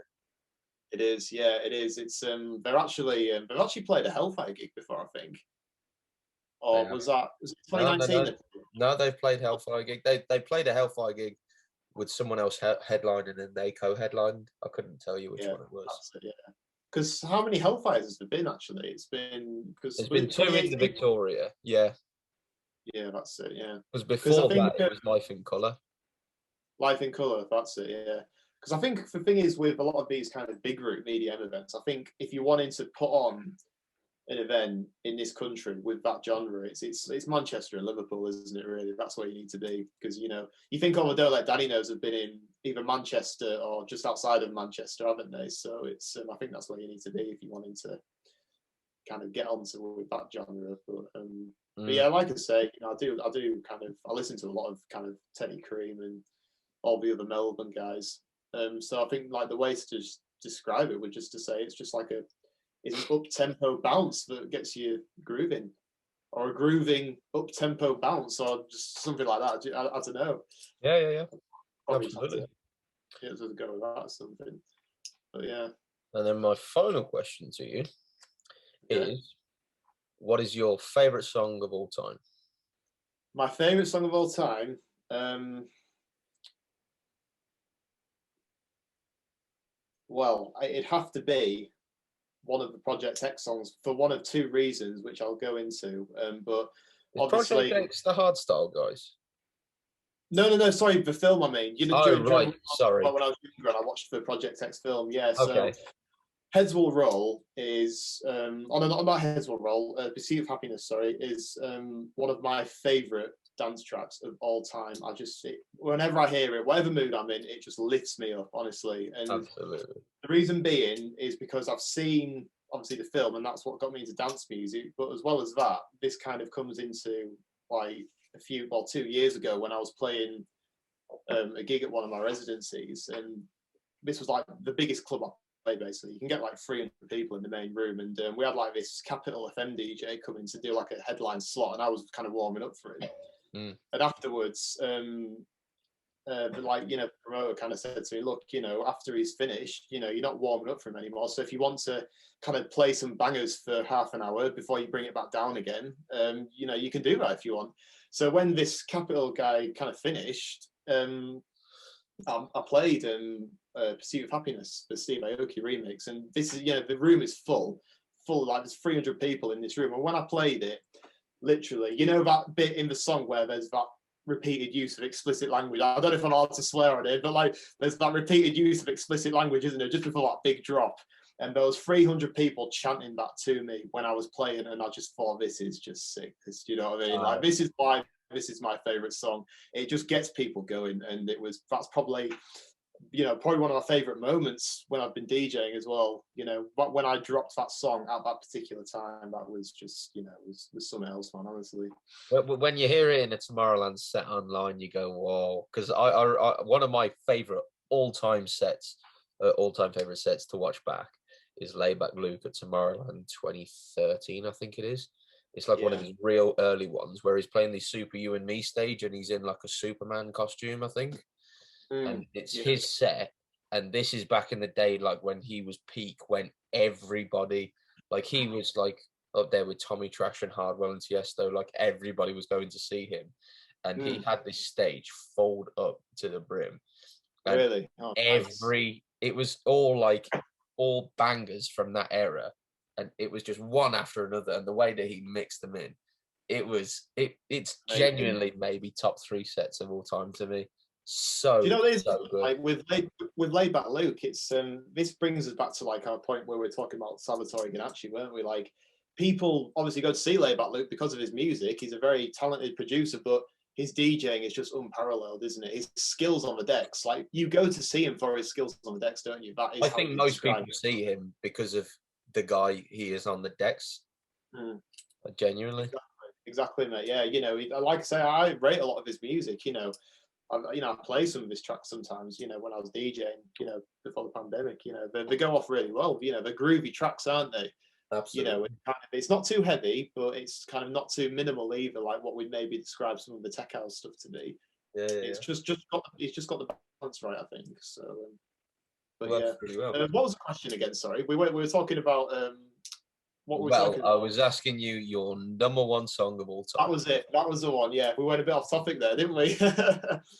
But yeah, so I'd probably have to say "Pursuit of Happiness," mate. It is probably the first proper dance song I ever heard, and it just, whenever I hear it, it just puts me in a better mood. And obviously when I played it that time at that gig, it just made me love it even more. And that's just it undisputably. That'd probably have to be my answer to that question. Yeah, it's a brilliant answer because it's an epic track.